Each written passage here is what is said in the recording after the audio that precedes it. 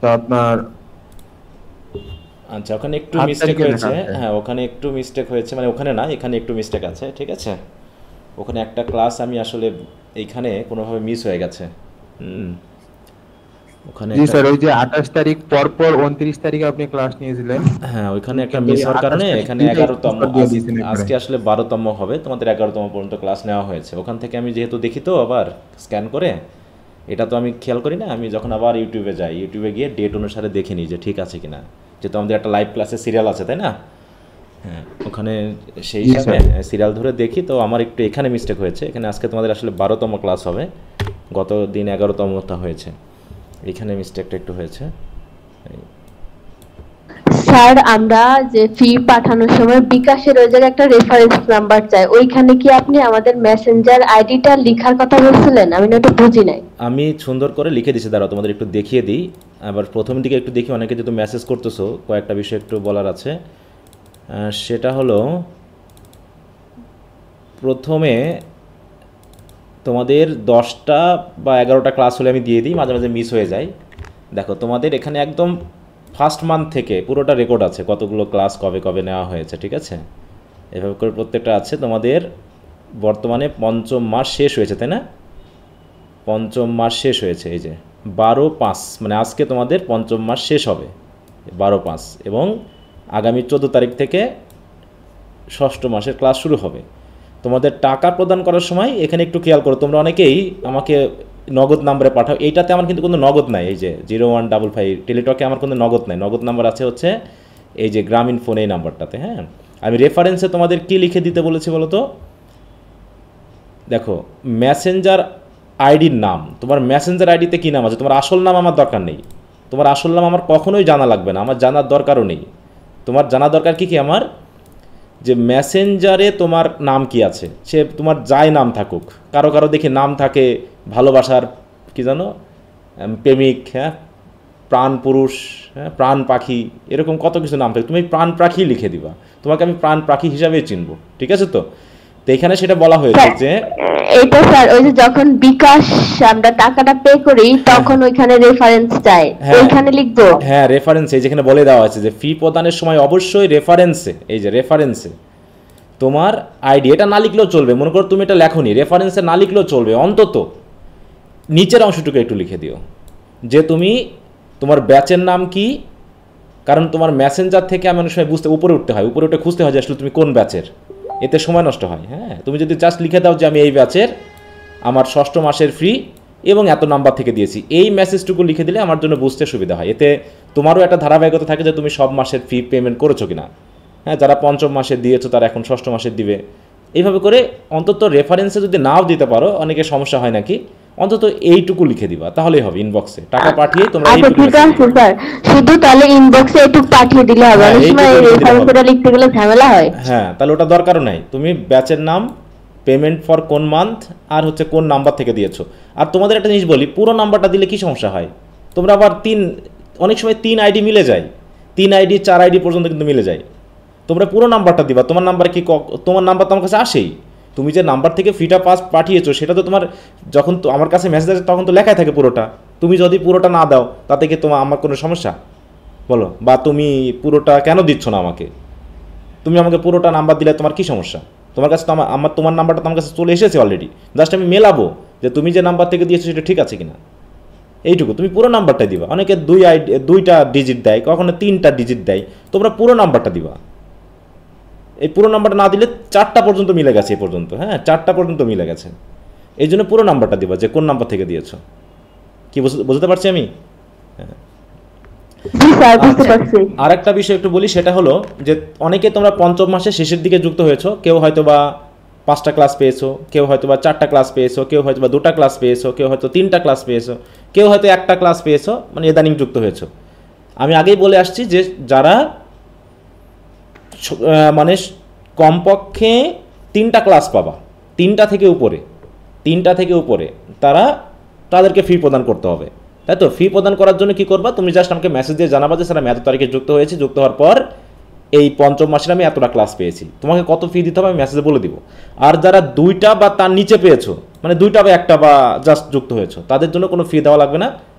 তুমি যে ফিটা দিয়ে যুক্ত হবা সেটাই তোমাকে পরবর্তী মাসের সাথে দিয়ে দেওয়া হবে বা পরের মাসের ধরা হবে, ঠিক আছে? অতএব 3টা থেকে উপরে যদি কেউ পেয়ে থাকো বা তুমি নতুন যুক্ত হলে তুমি আমাকে মেসেজ দিবা, মূল কথা হলো এটা, ঠিক আছে? এই পঞ্চম মাসে যুক্ত আগে থেকে যারা আসুনি, মানে পঞ্চম মাসের বা পঞ্চম মাসেই যুক্ত হয়েছো, তারা আমাকে ইনবক্সে মেসেজ দিবা, তাহলেই হবে।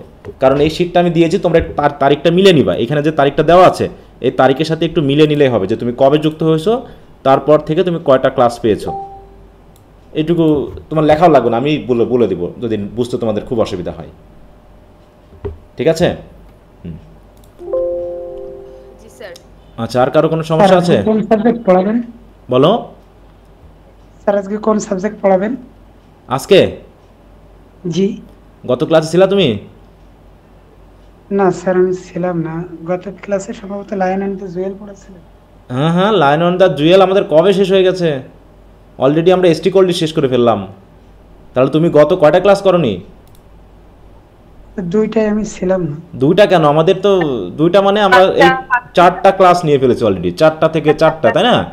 কারণ এসটি কোল্ডি যে রাইম অফ দ্য অ্যানশিয়েন্ট মেডে 3টা না 4টা ক্লাস নিয়ে নেওয়া হয়েছে, আমার খেয়াল নাই। তো যাও, আমরা মোটামুটি হ্যাঁ লায়ন অফ দ্য জুয়েল শেষ করার পর আমরা এসটি কোল্ডি শেষ করে ফেলেছি গতকাল পর্যন্ত, আর তুমি এতদিন ক্লাস করনি। হ্যাঁ, তুমি মানে মেসেজগুলো খেয়াল করো না নাকি? স্যার একটু ইসের কারণে খেয়াল করা হয়নি। আচ্ছা, তো সমস্যা নেই, ওকে। একটু অ্যাক্টিভ হবো, সময় কিন্তু চলে যাচ্ছে। দেখো আমরা অলরেডি পঞ্চম মাস কিন্তু শেষ করে ফেললাম, তাই না? আমাদের সেকেন্ড ইয়ারে যদি আমাদের পোয়েট্রিটা শেষ হয়ে যায়, হিস্ট্রিটা একটু বেশি থাকবে, আর অ্যাডভান্স রিডিং রাইটিংয়ে তো রাইটিং যেগুলো আছে, রাইটিং পার্ট সি এর, এটা তো তোমরা নিজেরাই পড়বা। এবার গিয়ে আমরা পার্ট সি এর ব্যাপারগুলো সব দিয়ে দিব, অতএব ওগুলো তোমরা পড়তে থাকবা।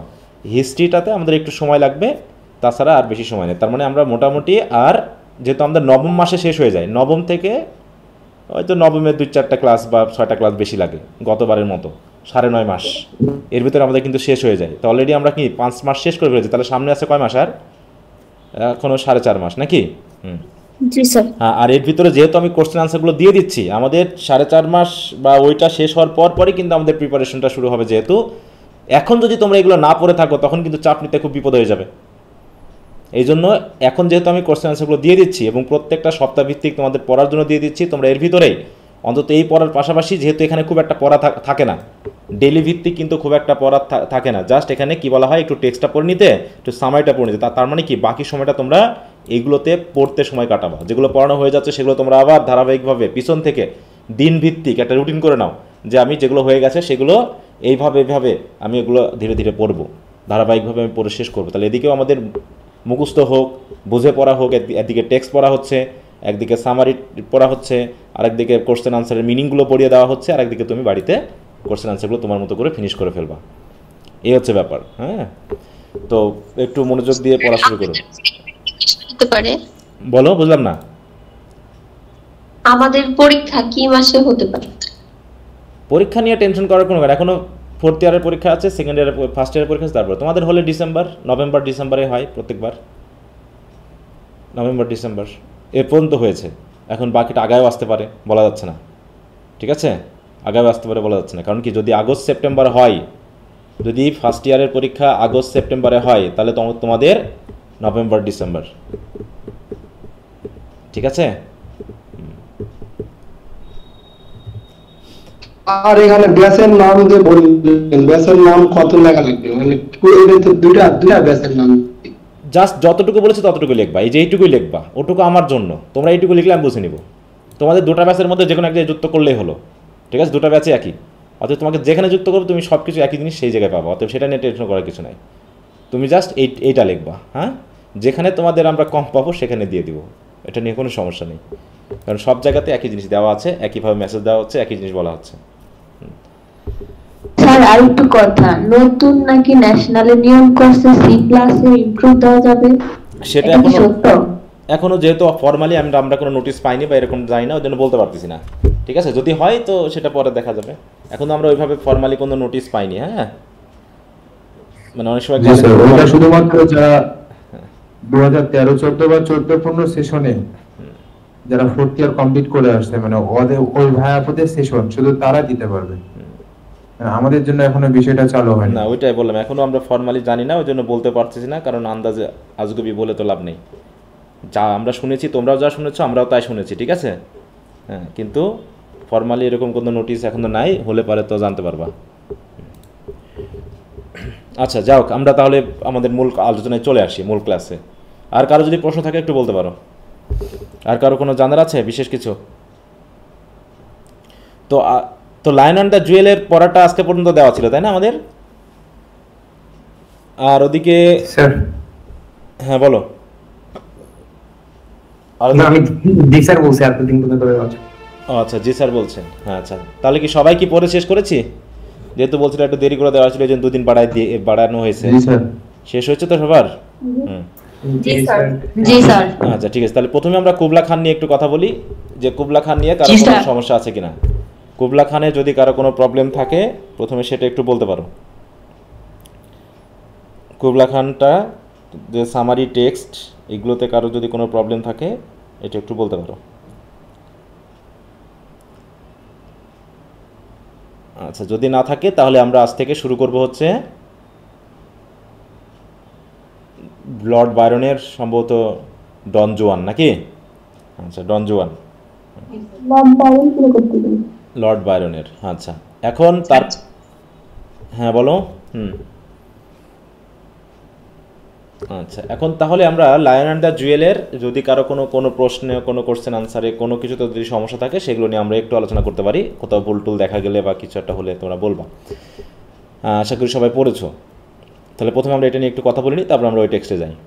আচ্ছা, তাহলে প্রথমে তোমরা আমাকে বলবা হচ্ছে লায়ন অ্যান্ড দ্য জুয়েলের ব্রিফ কোশ্চেনে কারো কোনো প্রবলেম আছে কিনা।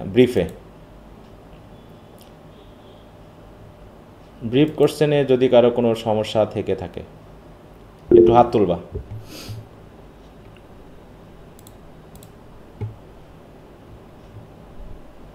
কারো সমস্যা নেই? একজনের আছে, ফাইজা ইসলাম। হ্যাঁ বলো, কোথায় সমস্যা? স্যার আমার 21 নাম্বার প্রশ্নটা করতে প্রবলেম আছে, দিস কোশ্চেন 21 নাম্বার, তাই তো? 21 নাম্বার হু ইজ সাদিকু, জি এটাতে? আচ্ছা, এখানে কি বলা হয়েছে এখানে, যে বোঝনি, Sadiku is Baroka's first wife in the Lion of the Jewel. His role emphasize the dynamics within Baroka's household and highlights his influence and controls over his wives. হ্যাঁ, এখানে কোনটা বুঝতে সমস্যা বলো তো? ক্লিয়ার তো কথাবার্তা? বুঝতে পারিনি, এখানে স্যার প্রমাণ হিসেবে ফিজ ব্যবহার করা হয়েছে। এখানে আচ্ছা, এখানে একটা মিস্টেক হয়েছে, সেটা হলো এখানে আসলে হার হবে, তাই না?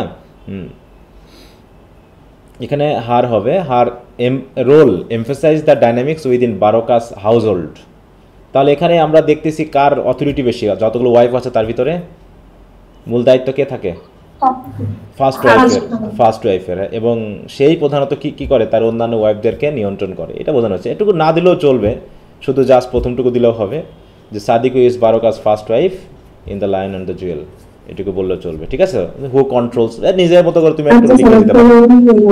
হ্যাঁ, এখানে হার হবে আসলে, হ্যাঁ এখানে হিজ হয়ে গেছে, ওটা একটু ঠিক করে নিবা সবাই।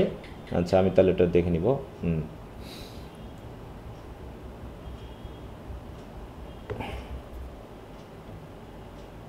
আচ্ছা, আর কারো সমস্যা? দেখো, গতবারের কোশ্চেনগুলো রিপিট এসেছে দেখলাম এখানে, যেহেতু দেখো 2000 ব্রাইড প্রাইস বলতে কি বোঝানো হচ্ছে, Sidi refuse to marry Lakunle without bride price নিয়ে 2টা কোশ্চেন এসেছে।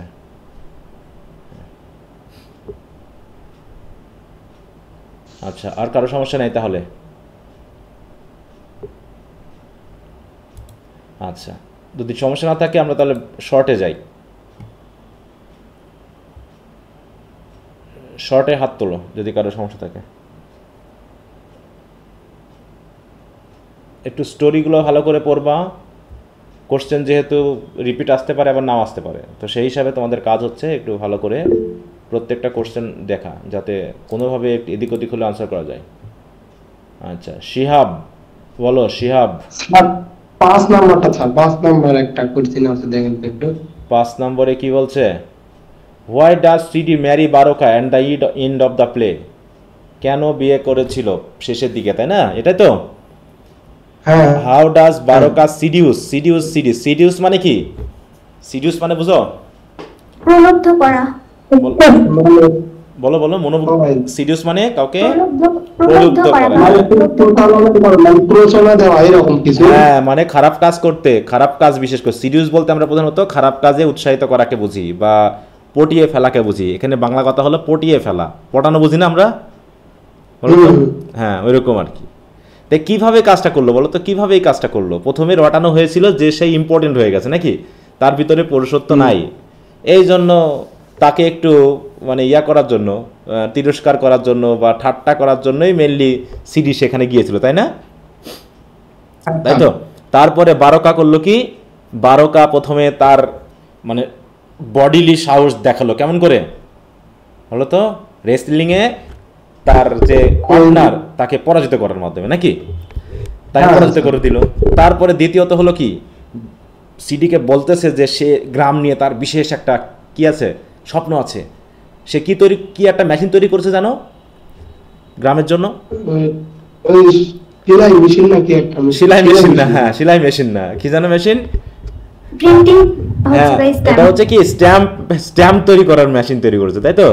যেখানে কি বলতে যাচ্ছে যে আমার গ্রামের সবাই এইটা ইয়া করবে, হ্যাঁ, এইভাবে বিভিন্ন ধরনের কথাবার্তার মাধ্যমে কি করছে যে সে গ্রামকে আধুনিক বানাবে, সেই স্কুল টিচারের থেকে আরো বেশি স্বপ্ন আছে, এরকম বিভিন্ন কথার মাধ্যম দিয়ে। এবং সেই স্ট্যাম্পে কার ছবি থাকবে বলছে?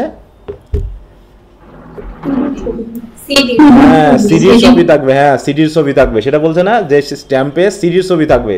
এইভাবে সে কি করবে? প্রিজার্ভ দ্য বিউটি, হ্যাঁ, that CD values so much, হ্যাঁ, এইরকম বলে টোলে মোটামুটি কি করলো? হ্যাঁ বলো, এই যে বলছে না, your face will be on all the stamps and you will become immortal. হ্যাঁ বলো।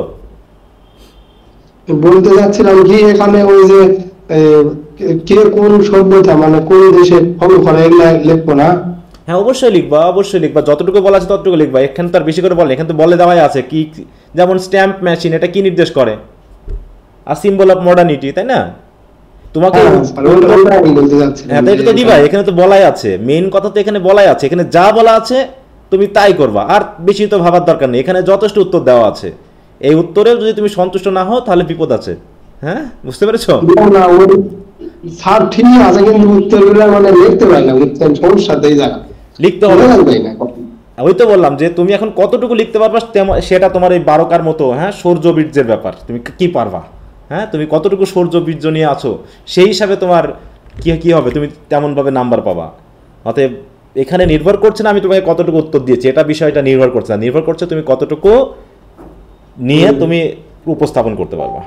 কারণ আমি একটা ভালো রেজাল্টের জন্য দিয়ে দিয়েছি, বাকিটা এবার তুমি, কারণ সবাই বলে স্যার এত পেতে হলে কেমনভাবে লিখতে হবে, অত পেতে হলে কেমনভাবে লিখতে হবে, তো আমি তো বলে দিয়েছি যে আমার লেখাটা লিখলে তুমি 3.30 উপরে পয়েন্ট পাবা বলে আমি আশা করি, এরকমটা আমি আশা দিয়েই তোমাকে দিই। তার মানে এটা লিখলে পারে তুমি এত পাবা, তাহলে 4-এর ভিতরে তুমি এটা লিখলে পারে 3 পাবা। 3 পাওয়া মানে কি? 4-এর ভিতরে তুমি এটা লিখলে তুমি 3 পাবা মিনিমাম, ধরলাম আমি মিনিমাম, এর থেকে কম পাবা না যদি এটা তুমি লিখতে পারো। তাহলে 3 মানে কত বলো তো? 75% মার্ক, তাই তো? 75% মার্ক, তাহলে 75% মার্ক মানে কোন গ্রেড হবে এটা বলো? 3.3040 হবে। হ্যাঁ, তাহলে এটা কি নির্দেশ করতেছে? ফার্স্ট ক্লাস তো হচ্ছেই, ফার্স্ট ক্লাস তো হচ্ছেই। হ্যাঁ, সেটা হচ্ছে কি এ প্লাস না এ মাইনাস না এ, এটার কথা বলছি। এটা অবশ্যই এ হয়ে যাচ্ছে, তাই না? এ হয়ে যাচ্ছে। তো ওইরকম বললাম যে এটা আমি সেই মানে তোমাদেরকে দেওয়ার চেষ্টা করেছি, এখন বাকিটা তুমি গাইড থেকে পড়বা না শর্ট করে লিখবা। আপনার এই যেভাবে দেন এরকম যদি অর্ধেক লিখতে পারি তাও তো ভালো। হ্যাঁ, অর্ধেকটা লেখা যাচ্ছে না, আমার ব্যবহার হচ্ছে আমি লেখা পারছি না, এই জন্য আমি ভুগছি। ধরেন এই শান্ত মাথায় যা দিয়েছি তার ভিতরে সীমাবদ্ধ থেকে পড়তে থাকো, আর কিচ্ছু ভাবার দরকার নেই তুমি ফ্রি হ্যান্ড পারো কি পারো না। অনেকে স্যার ফ্রি হ্যান্ড পাই নিয়ে টেনশনে পড়ে যাচ্ছ, অত কিছু দরকার নেই ভাই। ও 4th ইয়ারে পড়েও ও মাস্টার্স শেষ করে তাও ফ্রি হ্যান্ড রাইটিং পারে না। একটা হচ্ছে ইংরেজি ল্যাঙ্গুয়েজে দক্ষতা, আর সাহিত্য পড়া দুটো আলাদা জিনিস। বুঝতে পারছো? তুমি ইংরেজিতে দক্ষ না হয়েও তুমি ইংরেজি সাহিত্যে 3 পয়েন্ট পেয়ে পাস করে যেতেই পারো, এটা কোনো সমস্যা না। অতএব পারো না বলে হতাশ না হয়ে যা দিয়েছি তুমি এটা পড়ো, আর ল্যাঙ্গুয়েজটাকে ডেভেলপ করা অন্য বিষয়। তো ল্যাঙ্গুয়েজ ডেভেলপ অন্য বিষয়, সাহিত্য পড়া আরেকটা বিষয়। অনেকে বলে না যে স্যার ইংরেজি সাহিত্য পড়েও ছেলে মেয়ে ইংরেজিতে ভালো পড়ে না। আরে বাবা, ইংরেজি সাহিত্য পড়া আর ইংরেজি ল্যাঙ্গুয়েজ পড়া দুটো আলাদা জিনিস, ঠিক আছে? তো এখানে সাহিত্য পড়ছে তারা বাংলায় বুঝতেছে, বাংলায় পড়তেছে, বাংলায় লিখতেছে, হ্যাঁ, লিখে পরীক্ষা হলে গিয়ে যা করতেছে কোনোরকমভাবে যদি কমন কোশ্চেন পেয়ে যাচ্ছে লিখে ফেলতেছে। তাহলে কোশ্চেন কমন পাওয়ার সাথে ল্যাঙ্গুয়েজের কোনো দরকার আছে? দক্ষতার ল্যাঙ্গুয়েজ দক্ষতা দরকার আছে বলো? আমরা এইচএসসিতেও ছেলে মেয়ে তো A+ পেয়ে বসে, মানে একদম A+ কেন 80-90% মার্ক পেয়েছে এইচএসসিতে ইংলিশে বা ইংলিশ সেকেন্ড পেপারে, তাই বলে সে ইংরেজিতে কি দক্ষ বলো তো? না স্যার, এটা নির্ভর করছে তুমি কতটুকু কমন পাচ্ছ তার উপরে। পরীক্ষা যদি ভালো মতো হতো তাহলে দেখা যেত যে মানে যেহেতু তার কি দক্ষতা, হ্যাঁ, কোনো কোশ্চেন কমন আসবে না, কোনো কোশ্চেন কমন আসবে না, একদম বানায় শোনায় কোশ্চেন দেওয়া লাগবে তুমি কি লিখতে পারো, তাহলে হতে পারে তোমার এত দক্ষতা দিয়ে লাভ ছিল। এখানে দক্ষতা নিয়ে ভাবতে গিয়ে মাথায় হাত দিয়ে টেনশন মেনশন করে, মানে মাথা ঘুরে টুরে পুরো অজ্ঞান টজ্ঞান হয়ে কত কি হয়ে যাচ্ছে, এত কিছু দরকার নাই। আমি তো বলছি ইংলিশ ল্যাঙ্গুয়েজের দক্ষতা আর সাহিত্য পড়া দুটো আলাদা জিনিস, কিন্তু অন্তত সাহিত্য পড়তে পড়তে তোমার ইংলিশ দক্ষতাটাকে অর্জন করা উচিত। তাহলে তোমার সাহিত্য পড়তেও মানে ইজি হবে, ভালো মার্ক পেতেও ইজি হবে, এবং সর্বোপরি একাডেমিক লাইফ শেষ করার সাথে সাথে তুমি একটা ভালো চাকরি পাবা। এইটা তাছাড়া অনেক অনেক দেখছি মানে ফার্স্ট ক্লাস পাওয়া স্টুডেন্ট কিন্তু কিচ্ছু করতে পারতেছে না, পড়ে যাচ্ছে সব। কারণ কি? ইংলিশ দক্ষতা নাই, তাতে ইংলিশে পড়েছে কিন্তু ইংরেজি দক্ষতা না থাকার কারণে তারা যখনই শুনবে তুমি ইংলিশ ল্যাঙ্গুয়েজে, তোমাকে কি সাহিত্যের জন্য কেউ নিয়োগ করাবে একমাত্র বিশ্ববিদ্যালয় ছাড়া, যেখানে ইংরেজি সাহিত্য পড়ানো হয়, বলো? সেখানে ছাড়া তোমাকে কোথাও কোনো সাহিত্যের জন্য তোমাকে কেউ নিয়োগ করবে বলো? যে গল্প শোনার জন্য, না তোমার ল্যাঙ্গুয়েজের জন্য তোমাকে নিয়োগ করবে? কোনটা? ল্যাঙ্গুয়েজের জন্য। একমাত্র তুমি যদি বিসিএস দিয়ে কোনো সরকারি কলেজে এরকম অনার্স আছে সেখানে যেতে পারো, অথবা বেসরকারি কলেজে যদি অনার্স আছে এমন কলেজে দাও, তাহলে সাহিত্যের প্রয়োজন আছে, তাছাড়া সাহিত্যের প্রয়োজন নেই। তোমার ইংলিশ ল্যাঙ্গুয়েজের দক্ষতা দরকার, অতএব এইটাকে ডেভেলপ করার জিনিস। এই যে আমি যদি মনে করি আজকে তোমাদের এখানে না আসতাম, আমি যদি অন্য কোনো চাকরি পাইতাম, হ্যাঁ, ব্যাংকে ট্যাঙ্কে বা অন্য কোনো, তাহলে কি এটার আমার দরকার ছিল বলো? কোনো কাজে লাগতো না। হ্যাঁ, আলটিমেটলি আমার ল্যাঙ্গুয়েজটা কাজে লাগতো, যে আমি ল্যাঙ্গুয়েজটা কতটুকু দক্ষ। তারপরে প্র্যাকটিক্যাল ইংলিশ আলাদা, প্র্যাকটিক্যাল বাংলাদেশে একরকম দরকার আর বিদেশ গেলে আরেকরকম দরকার। অতএব ভাষাগত দক্ষতার বিভিন্ন লেভেল আছে ভাই। অতএব সাহিত্য পড়াটাকে আগে গুরুত্ব দাও, দিয়ে একটা ভালো রেজাল্ট করো, আর সাথে সাথে ইংলিশ ল্যাঙ্গুয়েজটা বাড়াও। ওকে, আচ্ছা ঠিক আছে শিয়া, বুঝতে পারছো এটা কি পড়াই দিতে হবে না ঠিক আছে যা আছে তুমি বুঝেছো? না না ঠিক আছে, আমি একটু টেনশন করছিলাম। আচ্ছা, টেনশন নেওয়ার কোনো কারণ নেই। আচ্ছা, আর কারো? একটু স্যার ব্রডে যান। আচ্ছা যাচ্ছি, ব্রডে যাচ্ছি। আগে যদি শর্টে আর কারো সমস্যা থাকে। স্যার একটু এই পার্টি, কোনটা পার্ট এ তে মানে ব্রিফ। ব্রিফ তো আমরা শেষ করে আসলাম। আচ্ছা বলো। এখানে হচ্ছে 8 নাম্বারটা কি ঠিক আছে? Who is an literate goat in the Lion and the Jewel, বইয়ে কি দেওয়া আছে? ভুল থাকতে পারে এখানে। সিডি হচ্ছে লিটারেট গোট। এখানে কি দিয়েছি আমি? এখানে হচ্ছে 12টাতে বলা হচ্ছে 12কা। স্যার এই পিডিএফ গুলো কোথায়? এগুলো গুগল ক্লাসরুমে আছে। কেন তুমি গুগল ক্লাসরুমে যুক্ত নাই? হ্যাঁ, এখানে ইয়া হবে, সিডি হবে। হ্যাঁ, সিডি হবে। 12কা হয়ে গেছে, এখানে সিডি দিবা। হ্যাঁ সবাই, কত নম্বর? 8 নম্বর। আচ্ছা, তাহলে প্রবলেম কোন কোশ্চেন আছে আমি একটু লিখে রাখি, তাহলে ওটাকে আমি ইয়া করে দিব, মনে না থাকবে তাহলে। 8 নম্বর।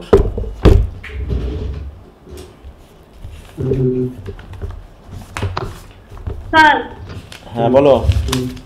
এটা তো স্যার কি হে আছে মনে হয়। কেন? 12কা কি লিটারেট গোট বলছে না লাকুললে? কিন্তু ওটা তোমার যে টেক্সটটা পড়েছো, টেক্সটে কি বলা আছে সেটা বলো, আমি জানি না। মনে করো টেক্সটে কি আছে সেটা বলতে হবে, টেক্সটের জায়গা থেকে উদ্ধৃতি নিতে হবে টেক্সটে। স্যার টেক্সটে সিডি কে বলছে? হ্যাঁ, তাহলে সিডি হবে। সিডি কে বলছে ইউ ইলিটারেট গট এরকম। হ্যাঁ, তুমি বুঝতেছো না আমার কথা, তাই না? না স্যার, এইভাবে বলছে। হ্যাঁ, but you are an stubborn as an illiterate goat. হ্যাঁ লাকুললে বলছে সিডি। হ্যাঁ, তাহলে ঠিক আছে। হ্যাঁ, ওখান থেকে রেফারেন্স টেক্সট অনুসারে পড়বা, ঠিক আছে তো? হ্যাঁ, আচ্ছা, আর কোথাও?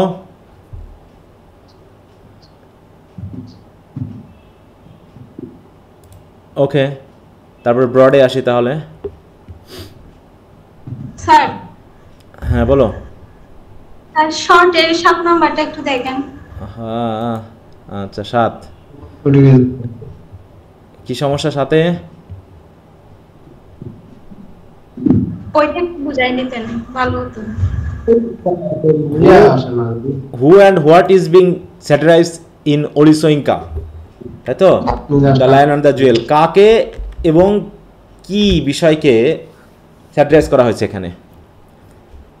আলটিমেটলি কাকে স্যাটারাইজ করা হয়েছে? প্রধানত স্যাটারাইজ কাকে করা হয়েছে বলো তো?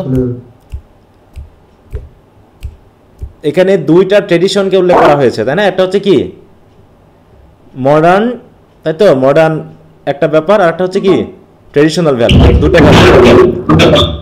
মডার্নিটিকে রিপ্রেজেন্ট করছে কে? মডার্ন ভ্যালুকে রিপ্রেজেন্ট করছে কে? মডার্ন, না করলে হ্যাঁ। আর হচ্ছে ট্রেডিশনাল রিপ্রেজেন্ট করছে কে? বারুকা। বারোকা, সিডি তাই তো? বারোকা, হ্যাঁ বারোকা, তাই তো? আর হ্যাঁ, আর মাঝখানে পড়ে টানাটানি করতেছে কে এই দুটো ভ্যালুর মধ্যে? সিডি। সিডি তো হ্যাঁ, সিডি এখন দুটার মধ্যে কোনটা গ্রহণ করবে সেটা হচ্ছে কমন পিপলকে রিপ্রেজেন্ট করছে। মনে করো সিডি হচ্ছে কমন পিপলকে রিপ্রেজেন্ট করছে, যে কোনটা গ্রহণ করবে কোনটা গ্রহণ করবে না। শেষ পর্যন্ত জিতলো কে? সিডি কাকে গ্রহণ করলো? হ্যাঁ, একটু মিউট, কারো মধ্যে সাউন্ড হচ্ছে বেশি। কে এসে? হ্যাঁ, কারটাতে সাউন্ড হচ্ছে বেশি, দুপদাপ সাউন্ড হচ্ছে। কানিস ফাতেমা। কানিস ফাতেমা, একটু তুমি একটু মিউট রাখো, তোমাকে কথা বলা আপাতত দরকার নেই, কারণ তোমার ওখানে খুব সাউন্ড হচ্ছে, তোমার কথাই বোঝা যাচ্ছে না। ওকে, তাহলে আমি পড়াই দিচ্ছি একটু, দেখো। In Wole Soyinka's, the Lion and the Jewel, several aspects of Nigerian society, particularly those related to tradition, modernity, gender roles, and colonial influence, are satirized. Soyinka uses satire to critique both traditional and modern values, highlighting the absurdities and contradiction in each. প্রত্যেকটা ভ্যালুতেই কি? প্রত্যেকটা ভ্যালুতে, traditional ভ্যালুতেও অ্যাবসার্ডিটি আছে, modern ভ্যালুতেও অ্যাবসার্ডিটি আছে, তাই তো? ওখানে ভালো মন্দ উভয়ই কিন্তু আছে। দুটাই যে ভালো দুটাই যে মন্দ তা কিন্তু নয়। আলটিমেটলি দুইটাতেই আমরা কি পেয়েছি? অ্যাবসার্ডিটি পেয়েছি। তবে কোনটাতে অ্যাবসার্ডিটি বেশি, মডার্ন আর ট্রেডিশনাল? বলো, কোনটাতে অ্যাবসার্ড হিসাবে তুলনা করা হয়েছে বেশি? ট্র্যাডিশনাল। তবে এই এসেতে, মানে এই গল্পে ট্রেডিশনকে বেশি গুরুত্ব দেওয়া হয়েছে, ঠিক আছে? ট্রেডিশনকে বেশি গুরুত্ব দেওয়া হয়েছে। কারণটা কি? কারণ আমাদের রাইটার যিনি নিজে, আমরা তো পড়েছিলাম তাই না, বইয়ে তো উল্লেখ করা আছে, তিনি কোনটাকে বেশি গুরুত্ব দিয়েছেন, কোনটাকে টিকিয়ে রাখার জন্য তিনি বইটা লিখছেন, গল্পটা লিখছেন? মডার্ন ট্র্যাডিশনাল ভ্যালুকে, তাই না? তার জন্য তিনি কিন্তু আলটিমেটলি তিনি বারোকাকে কিন্তু জিতিয়ে দিয়েছেন। বলতে তার central conflict in the play between Baroka representing tradition and Lakunle representing modernity serve as a satire of the tension between old and new ways of life in Nigeria. তাহলে নাইজেরিয়ার old and new ways of লাইফের যে tension, সেটা নিয়েই মোটামুটি এটা একটা স্যাটার হিসেবে কাজ করেছে। প্রথমে Lakunle the school teacher is portrayed as a comically exaggerated figure who blindly embraces western ideas without fully understanding them. তাহলে হচ্ছে সে পুরোপুরি ওয়েস্টার্ন আইডিয়ালগুলোকে না জেনেই গ্রহণ করছে, এবং কথায় কথায় তিনি ওই ওয়েস্টার্ন কালচারের কথা বলতেছেন, তাই তো? তিনি একসাথে ঘুরবেন, চামচ দিয়ে খাবেন, হ্যাঁ, এই যে ভ্যালুগুলোকে সে গ্রহণ করার চেষ্টা করেছে। He spouts modern ideas about women's right. হ্যাঁ বলো। স্যার, এখানে কোথাও বলা হচ্ছে এটা আফ্রিকার কালচারে লেখা, আবার এখানে বলা হচ্ছে এটা নাইজেরিয়ান কালচারে লেখা, এটা তো বুঝলাম না স্যার। বুঝলাম না, তুমি বলো, আবার বলো, তোর কথা ক্লিয়ার হচ্ছে না।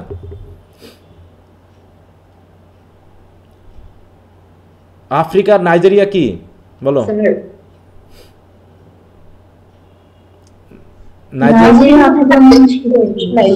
আফ্রিকা বলতে তো পুরো মহাদেশকে বোঝায়, আর নাইজেরিয়া বলতে একটা দেশ, একটা দেশকে বোঝায়। হ্যাঁ, পার্টিকুলারলি সেই দেশটাকে বোঝানো হচ্ছে, তাই না? এই হচ্ছে ব্যাপার। একটা হচ্ছে এশিয়ান, যেমন আফ্রিকা এবং এশিয়ান কালচার দুটো আলাদা। আবার এশিয়ার মধ্যে কি বিভিন্ন দেশ আছে না? এশিয়ার মধ্যে Indian culture, Bangladeshi culture, Pakistani culture, মায়ানমারের কালচার, চাইনিজ, জাপানিজ কালচার, এগুলো কি এক? সৌদি আরব, হ্যাঁ, ইরান, বলো। প্রথমে ওয়েস্টার্ন আর এশিয়া আলাদা জিনিস, তাই তো? ওয়েস্টার্ন এবং এশিয়া আলাদা জিনিস। তারপর দ্বিতীয়ত আবার এই দেশীয় কালচার আলাদা জিনিস, সেটাকে পার্টিকুলারলি নাইজেরিয়া বলা হয়েছে, ঠিক আছে তো? পার্টিকুলারলি কি বুঝতে পেরেছো? তুমি ওখানে আফ্রিকান কালচার বলতে পারো, কারণ ওটা আফ্রিকা এটার মধ্যে পড়ে। তারপর হচ্ছে he spouts modern ideas about women's rights, progress and civilisation, and his actions often reveal his superficial understanding and condescending, দেখো, attitude towards the villagers. Condescending মানে কি? What is the meaning of condescending? পড়ছো কেউ?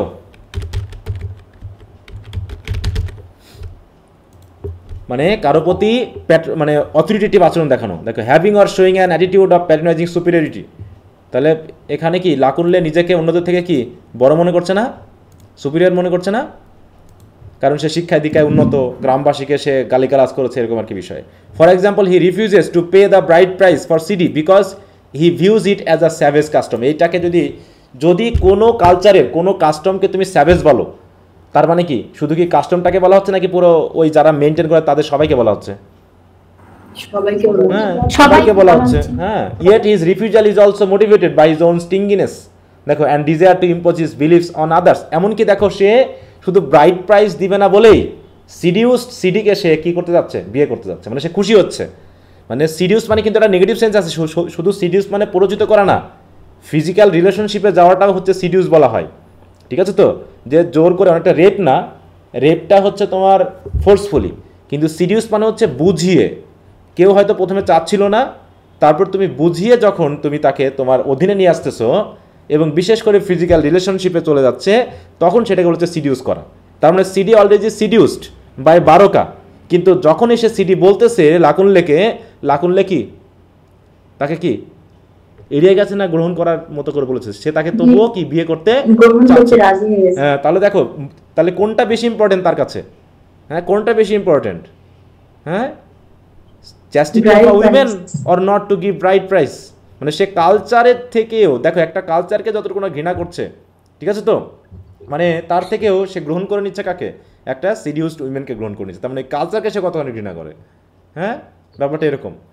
তাই বলছে, because he views it as a savage custom, yet his refusal is also motivated by his own, দেখো, stinginess, মানে নিজস্ব যে মানে অবোধ, মানে কি বলবো, এরকম আর কিছু, and desire to impose his beliefs on others, এবং বিশেষ করে যে না, ব্রাইড প্রাইজ দিব না বা এরকম কিছু, আমি এই কালচার মানব না তো মানবই না, ব্যাপারটা এরকম একগুয়ে, তাই তো? যাকে বলে অ্যারোগেন্ট টাইপের একজন স্কুল টিচার, সে মানবো না মানে মানবো না, আমি এই কাস্টম মানি না, অন্য কিছু সব এনে নিতে রাজি আছি কিন্তু এই কাস্টম মানবো না, ব্যাপারটা এরকমভাবে কিন্তু রিপ্রেজেন্ট করা হয়েছে।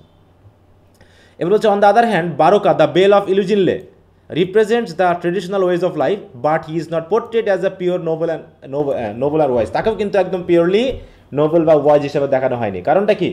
সেও কিন্তু দেখো তাদের ওই যে সেই একটা মাইমে অংশগ্রহণ করছে না, সে এসে অংশগ্রহণ করছে। একজন নেতা হিসাবে এরকম করে কেউ? বলো, এত এত ভাড়ামি হয়? বারকা কি এখানে অনেকটা ভাড়ামির আচরণ করছে না একজন নেতা হিসাবেও, গ্রামের প্রধান হিসাবেও? বলো। জি স্যার। সে সিডিকে বোঝানোর জন্য সে রেসলিং খেলতেছে, ওখানে রেসলিংয়ে সে অভিনয় করতেছে যেন সে শক্তিশালী। হ্যাঁ, তাহলে এটা কোনো নেতার বৈশিষ্ট্য হতে পারে না। এটাও এক ধরনের স্যাটারাইজ করা। হ্যাঁ, যে অনেক আমাদের নেতারা আছে যাদের সঠিক দিক নির্দেশনা নেই, তারা সঠিকভাবে দেশ বা কমিউনিটি চালানা বলেই জনগণ তাদেরকে ঘৃণা করে। তাই বলছে, দেখো, instead Soyinka satirises the way traditional leaders can be manipulative and self serving, মানে শুধু নিজের স্বার্থে নেতারাও কি, দেখো তাহলে কি মডার্ন এবং মানে ট্রেডিশনাল উভয়কে তিনি কিন্তু স্যাটারাইজ করেছেন এবং দেখাতে চেয়েছেন কোনটা ঠিক। Baroka is cunning and uses his power to maintain control over the village including seducing Sidi to assert his dominance by strength is gone I who was born to wrestle against men, মানে এরকম কথা তিনি বলছেন। But despite is outward respect for tradition, Baroka is also a symbol of corruption and exploitation that can exist within traditional power structure, এটাকেও তিনি কিন্তু তুলে ধরেছেন। তো যাই হোক, দুটাকেই তিনি স্যাটারাইজ করেছেন। The play also satirizes the rigid gender roles and patriarchal norms that dominate both traditional and modern societies. দেখো, মডার্ন সোসাইটিতেও উইমেনেরা কি হচ্ছে, প্যাট্রিয়ার্কাল যে অথরিটি তার মুখোমুখি হচ্ছে, ও ট্রেডিশনালে হচ্ছে। ট্রেডিশনালে কেমন? একজন নেতা, একজন গ্রামের প্রধান, একজন বেল, সে যতগুলো খুশি বিয়ে করতে পারে এবং যে মেয়েকে পছন্দ হবে তাকে সে বিয়ে করতে পারে। এটা কি উইমেনদের তাহলে কি হিসাবে ইউজ করা হলো? মানুষ হিসাবে না একটা পণ্য হিসাবে? খুশি হচ্ছে একদম নিয়ে নিচ্ছে, বলো, এটা হচ্ছে না? আবার মডার্ন সোসাইটিতে যেমন করে লাকুনলে তার অথরিটি প্রকাশ করতে যাচ্ছে সিডির উপরে, সে যদিও বলতেছে সিডি ইকুয়াল রাইটস পাবে, কিন্তু আলটিমেটলি সে কিন্তু সিডিকে তার অধীনে রাখতে চাচ্ছে কিনা বলো? তার কথাবার্তায় সে তাকে গোট পর্যন্ত গালিগালা করেছে না? হ্যাঁ। তাহলে কেমন হলো? তাহলে তার যে একটা চিন্তা ভাবনা আছে, তার যে একটা মানসিকতা, তো সেটা সে গ্রহণ করলো না। তাহলে মডার্ন সোসাইটিতে কিভাবে মেয়েদের স্বাধীনতা থাকলো বলো? That was the CD as the village beauty is valued primarily for her physical appearance and who becomes a source of power but also a limitation. CD is admired and pursued by both Lakunle and Baroka, but their interest in her largely superficial. কিন্তু তার interest হচ্ছে অধিকাংশই superficial. লাকুনলে claims to respect her as an equal but he constantly belittles her. দেখো সে বলতেছে equal respect হবে, কিন্তু এখানে সে ছোট করতেছে and tries to change her to fit his modern ideals. So once he says to her, you are stubborn, দেখো এই যে বলছে, হ্যাঁ, you are as stubborn as the illiterate goat, তাহলে কাকে বলা হলো? গোটটা সিডিকে বলা হলো। হ্যাঁ, অতএব you are no better than I am, just another woman to be cherished and admired. হ্যাঁ, the senior wife অন্যদিকে Sadiku is another figure satirized for a role in perpetuating the patriarchal system. অতএব women হিসেবেও সে যে উইমেনদেরকে সাহায্য করবে তা না। আমাদের সমাজে কি উইমেনরাও কি পুরুষদেরকে হেল্প করতেছে না তাদের প্যাট্রিয়ার্কাল অথরিটি প্রকাশ করতে? বলো। বিশেষ করে আমি একটা গল্প লিখতে চেয়েছিলাম, একটা খুব রাগ করে এক সময়, হ্যাঁ, লিখেও আমি আর ওগুলা করি নাই, যে এরকমটা যে কোনো একটা নারী বা কোনো একটা নেত্রী মহিলা কিন্তু সে চাচ্ছে কি করতে? সে চাচ্ছে নারী অধিকার সমানভাবে প্রতিষ্ঠা করতে, সে আন্দোলন করতেছে, কিন্তু তার পরিবারেই সে নারী অধিকারটা দিচ্ছে না। কেমনভাবে? সে প্রথমত চাচ্ছে আমার একটা ছেলে সন্তান হোক। She is very desirous of having a male children, তাই তো? মেল চাইল্ড প্রথমত সে চাচ্ছে। তারপরে দেখা গেলো যে না, তার একটা ছেলে হয়েছে, একটা মেয়ে হয়েছে। এবার ছেলে এবং মেয়ের মধ্যে সে নিজে একজন নারী অধিকারের নেত্রী হিসাবেও সে বেশি গুরুত্ব দিচ্ছে কাকে বলো? তার ছেলেকে, তাই তো? তার ছেলের পড়াশোনা। আর মেয়েটাকে সেও কি করতেছে? দেখাচ্ছে যেভাবে গুরুত্ব দেওয়া উচিত সে নিজেই দিচ্ছে না। সে চাচ্ছে তার মেয়েকে মোটামুটি একটা পড়াশোনা করায় বিয়ে শাদী দিয়ে দিতে। তাহলে আমরা মানে অনেকেই ফেমিনিস্ট আইডিয়া তুলে ধরতে চাই, সেটা নিজের স্বার্থে, কিন্তু আলটিমেটলি আমি আমার দিকে সেই বিষয়গুলোকে মেনটেন করি না। আমি এরকমটা দেখছি কিছুজনকে, যে তারা বাইরে মুখে আরে ফেমিনিজমের ধোয়া তুলে দিচ্ছে, কিন্তু বাড়িতে সে নিজেই চাচ্ছে না। বুঝতে পেরেছো ব্যাপারটা? এরকম তার ছেলের জন্য সে কেমন মেয়ে চাচ্ছে বলো তো? সে ছেলের জন্য কেমন মেয়ে চাই বলো? Ultimately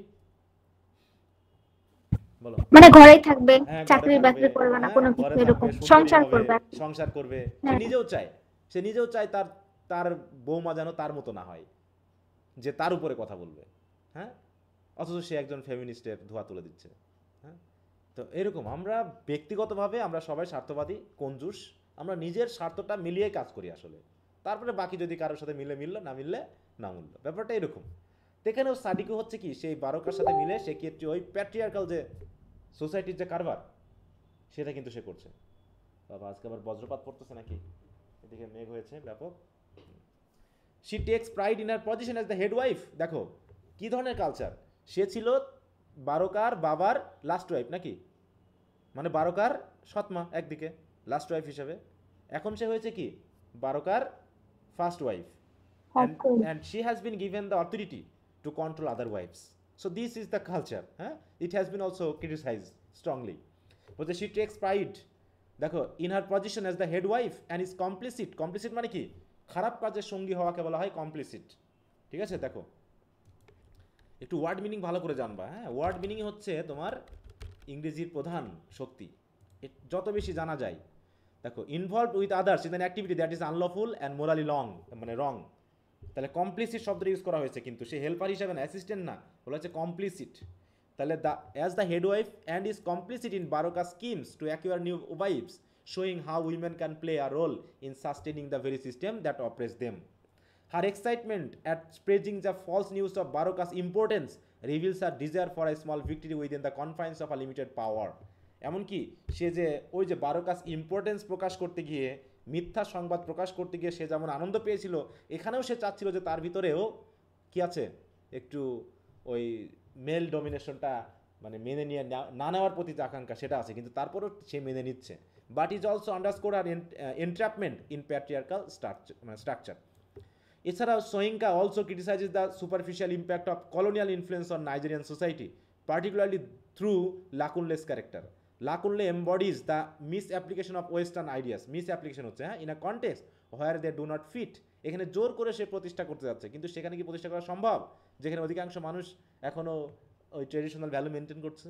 and his attempts at মডার্নাইজিং are often পোর্ট্রেড as ridiculous and out of touch with reality. তার ড্রেস আপ, তাই না, তার ড্রেস আপ নিয়ে ক্রিটিসাইজ করা হয়েছে কি না? টাই পরতেছে, তাই তো, তারপরে প্যান্ট উঁচু করে রাখছে, হ্যাঁ, ও মডার্ন ইয়া করে চলার চেষ্টা করতেছে, খাওয়া দাওয়ার ব্যাপারে বলতেছে, হ্যাঁ, তো এগুলো কি এখানে চলে না সবসময়। Thus, in The Lion and the Jewel, Oli Soyinka satirizes the clash between tradition and modernity, the roles and treatment of women in society, and the superficial adoption of women Western values in post-colonial Nigeria. Through characters like Lakunle Baroka, Sidi and Sadiku, Soyinka critiques the absurdity, contradictions, and shortcomings of both traditional and modern ways of life, ultimately questioning whether either path offers a true solution to the challenge faced by the society. অতএব তিনি কোনো মানে দুটার প্রতি একটা negative এবং positive effect আছে। তিনি বলতে চাচ্ছেন যে সঠিকভাবে ব্যবহার করতে পারতে হবে, তাহলেই হয়তো সমাজের উন্নতি হবে। তাছাড়া এই সবাই যে যার দিক থেকে যেভাবে প্রয়োগ করতে চাচ্ছে, এই কোনোভাবেই দুই ধরনের ভ্যালুই আমাদের সমাজের উন্নতি করতে পারে না, যদিও আলটিমেটলি আমাদের ট্রেডিশনাল ভ্যালুটাই টিকে গেছে। কি কথা বুঝতে পেরেছ? কার সমস্যা ছিল বোঝা গেল? জি স্যার। হ্যাঁ, তা কি খুব কঠিন বিষয়গুলো বলো? না স্যার, এমনিতে একটু বুঝতে কষ্ট হয়। ভালো করে পড়লেই টেক্সট সম্পর্কে যার ধারণা আছে সে এমনি এগুলো পড়ে বুঝে নিতে পারবে, খুব এত কঠিন হওয়ার কথা না। স্যার, হ্যাঁ বলো। ওই যে ওইটা যে প্রশ্ন ছিল না যে ইলিটারেট গোট, ওটা তো বারোকাই হবে সম্ভবত, আর সিডিকে তো বুশ গার্ল বলা হয়েছিল, ইলিটারেট গোট তো বলা হয়নি। তুমি কি টেক্সট থেকে বলতেছো না আন্দাজে বলতেছো? হ্যাঁ স্যার, টেক্সটেই তো ইলিটারেট গোট লাকুনলে বলেছিল বারোকাকে। আচ্ছা, তুমি তাহলে ইয়া করবা, তুমি স্ক্রিনশট দিবা দুইটারই, যে তোমার কোনটা ঠিক আছে। আচ্ছা ঠিক আছে। এখানে টেক্সটে দেওয়া আছে, এটা তো সিডিকে। No, I have told you not to carry loads on your head, but you are as a stubborn as an illiterate god. কাকে বলছে এটা? এখানে তো সিডিকে। হ্যাঁ, এই যে স্যার এটা সুধান্ত নিয়ে আসো এই জায়গায়। হ্যাঁ, একটু টেক্সট দিবা। হ্যাঁ, টেক্সট থেকে নিবা। হ্যাঁ, থাকতে পারে দুই জায়গায় থাকতে পারে, দুই জায়গাও আছে, এমন হতে পারে। ঠিক আছে, এই জন্য আগে দেখবা ভালো করে, কারণ টেক্সটের বাইরে তো আমাদের আলোচনা করার কিছু নাই। হ্যাঁ, অতএব যে যেখান থেকে পাবা স্ক্রিনশট দিবা, দিয়ে মেইন গ্রুপে দিবা। এটা একজন বা দুইজন দিলাম যে স্যার আমি এই জায়গায় পেয়েছি, দেখি কোনটা ঠিক হয়। আমার জানা মতে এটা এই সিডিকেই হবে। স্যার এটা সিডিকেই বলছে, বই তো আর কোথাও দেখলাম না স্যার, আমি আবার লিখে রাখি সাথে সাথে। আচ্ছা, সমস্যা নেই, দেখবা সবাই। ওকে। আর বাংলা একটা বই আছে বুঝছেন, ওইখানে যাই দেখেন একটা প্রশ্ন আছে, ওইখানে আছে ওই জায়গা সিডি নাই, অন্য একটা উত্তর আছে। আমি বলেছি টেক্সট ভাই, বাংলা টাংলা বুঝি না আমি, একদম আমার টেক্সট। ঠিক আছে তো, কোনো তর্জমা চলবে না, টেক্সট থেকেই দিবা, মনে থাকবে। যখনই তুমি অন্য কোনো তর্জমা নিয়ে আসবা তখন বুঝতে হবে যে তর্জমা করেছে তার ব্যক্তিগত ইনফ্লুয়েন্স ওর ভিতরে ঢুকে গেছে। হ্যাঁ, অতএব টেক্সটের বাইরে কোনো কথা না। শিয়া বুঝতে পারছো? হ্যাঁ, থাকতে পারে। হ্যাঁ স্যার, আমি দেখছি বুঝছেন, কিন্তু বলিনি, আমরা গালাগালি করবে, আমি ভয় কইনি। আচ্ছা ঠিক আছে, ওকে। এরপর তাহলে এবার ইয়াতে আসো, ব্রডে আসো। ব্রডে কি কি দেওয়া হয়েছে? গতবার আসছে কি আফ্রিকান সোসাইটি এবং অলি সোয়েঙ্কা প্রেজেন্ট উইমেন, দুইটা। এখন দিয়েছি হচ্ছে victory of traditional over western and the correctness of the title The Lion and the Jewel, আর সিটির ক্যারেক্টার। পড়েছো সবাই? জি স্যার। কারো কোনো সমস্যা আছে কোনোটাতে? ব্রডে নাই। বলো যদি কারো থাকে বলো। হ্যাঁ, অনেকে থাকবে অনেকে থাকবে না। আপনি যে সামারি বা ক্রিটিক্যাল অ্যানালাইসিস লিখে দিয়েছেন ওগুলো তো এখানে তুলছেন, ওগুলো পড়ার কারণে এগুলো অতটা কঠিন মনে হচ্ছে না। ওখান থেকে যেহেতু এখান থেকে নিয়ে যেহেতু বানানো। হ্যাঁ হ্যাঁ, এটা একদম ঠিক, বইটা পড়া হয়েছে আবার শীট এরকম, এই কারণে। না, ওই তো একটা তো কানেকশন থাকবে, তাই না? এটা প্রথম কোশ্চেনটাই ওটা ট্রেডিশনাল, তাই তো ব্যাপারটা। ওখান থেকে কিছুটা রেফারেন্স নিয়ে আসতে হবে, ওগুলো দিতে হবে, তাই না? কারণ শুধু গল্প, ব্রড কোশ্চেনে যে শুধু গল্প বললে হবে না, গল্পের সাথে তোমাকে কোশ্চেনের সাথে মিলিয়ে আনসার করতে হবে। অনেকে শুধু সামারি লেখে, হ্যাঁ, যাই আসুক সামারি লিখে দিয়ে আসবো, হ্যাঁ, তাতে হয়তো পাস হয়ে যায় বা একটা পয়েন্ট পাই 2.50 বা এরকম কিছু। কিন্তু ভালো রেজাল্ট করতে হলে তোমাকে ঠিক এইরকমভাবেই এক্সপ্লেন করতে হবে, সাথে কোটেশন দিয়ে তোমাকে কী করতে হবে, কোটেশন দিয়ে কী করতে হবে বলো? আরেকটা জিনিস এই হ্যাঁ আরেকটা জিনিস হচ্ছে যে কোটেশন শুধু দিলে হবে না, একটু যার সাথে যার লিংক আছে সেখানে দিও, আর আবুল তাবুল দিবা না। হ্যাঁ স্যার একটা কথা জিজ্ঞেস করি। হ্যাঁ বলো। স্যার এই যে মানে প্রশ্ন লেখার সময় যে কবিতার লাইনগুলা স্যার এটা কি অন্য কালিতে লেখা যাবে? নীল, কালো, সবুজ, তবে নীল দিবা, নীল, লাল ইউজ করো, লাল বাদে, লাল স্যার আমি ফার্স্ট ইয়ারের ভয়ে স্যার কালো কালি দিয়ে লিখে আসছি। ওটা কতবার বলা হয়েছে, আমি ফেসবুকে ভিডিও ক্লাস দিয়ে বলেছি, তোমাদের ক্লাসে যদি দেখো তো কমপক্ষে যে কতগুলো ক্লাসে এই কথা বলা হয়েছে তা আমার জানা নেই। স্যার আমি মিস করে গেছিলাম, হ্যাঁ আমার ভয় লাগছে স্যার, এমনি ক্লাসে একবার বলা হয়েছে তাও আমার ভয় লাগছে এই জন্য দেই নাই, এখন দিকে দিব। আছে আমি তো বলেছি। আর এখানে কালো নীল দিয়ে কোনো সমস্যা না, সমস্যা হচ্ছে কোটেশন থাকলেই হবে, কোটেশনটা বোঝা গেলেই হবে। এ দিয়ে আর কালার ইউজ করতে গেলে একটা টাইম নষ্ট হয়। কালার ইউজ করতে গিয়ে তোমার কলম চেঞ্জ করা, টাইম চেঞ্জ করা অত দরকার কি? তুমি কোটেশনটা বোঝা গেলেই তো হলো, কালারের উপর ডিপেন্ড করতেছে না তোমার নাম্বার। আমি তো দেখাইছি তোমাদের এর আগে ফার্স্ট ইয়ারের পরীক্ষার খাতা দেখাই নাই যে কিভাবে কি লিখছে আন্দাজ। জি স্যার, একটা মিনিমাম গ্যাপ দিলেই তো যথেষ্ট। আর প্রোজে দেখো কোটেশন লিখলে কি হবে, সুন্দর করে হাতের লেখা সুন্দর, কিন্তু ভিতরে কিচ্ছু নাই, তাই হবে? ও তো পুরো আমি ফেল করে দিয়েছি, ব্রড কোশ্চেনও দেখা যাচ্ছে পুরো আউট করে দিয়েছি। ওইভাবে লিখে ধান্দাবাজি করলে হবে? দেশের জন্য তো ক্ষতিকর এরা। ধান্দাবাজি এখন শিখতেছে, এইটাও প্রয়োগ করবে তারা অফিস লেভেলে গিয়ে, এরকম ভাবে ধান্দাবাজি করবে। স্যার আপনি যে এখানে অ্যানসার দিয়েছেন এতগুলো লিখতে হবে, মানে অনেক। ওই জন্য তো বললাম যে তুমি যখন কত পেতে চাচ্ছ তার উপরে, আমার প্রশ্নের উত্তরটা হলো তুমি কত পেতে চাচ্ছ। জি স্যার।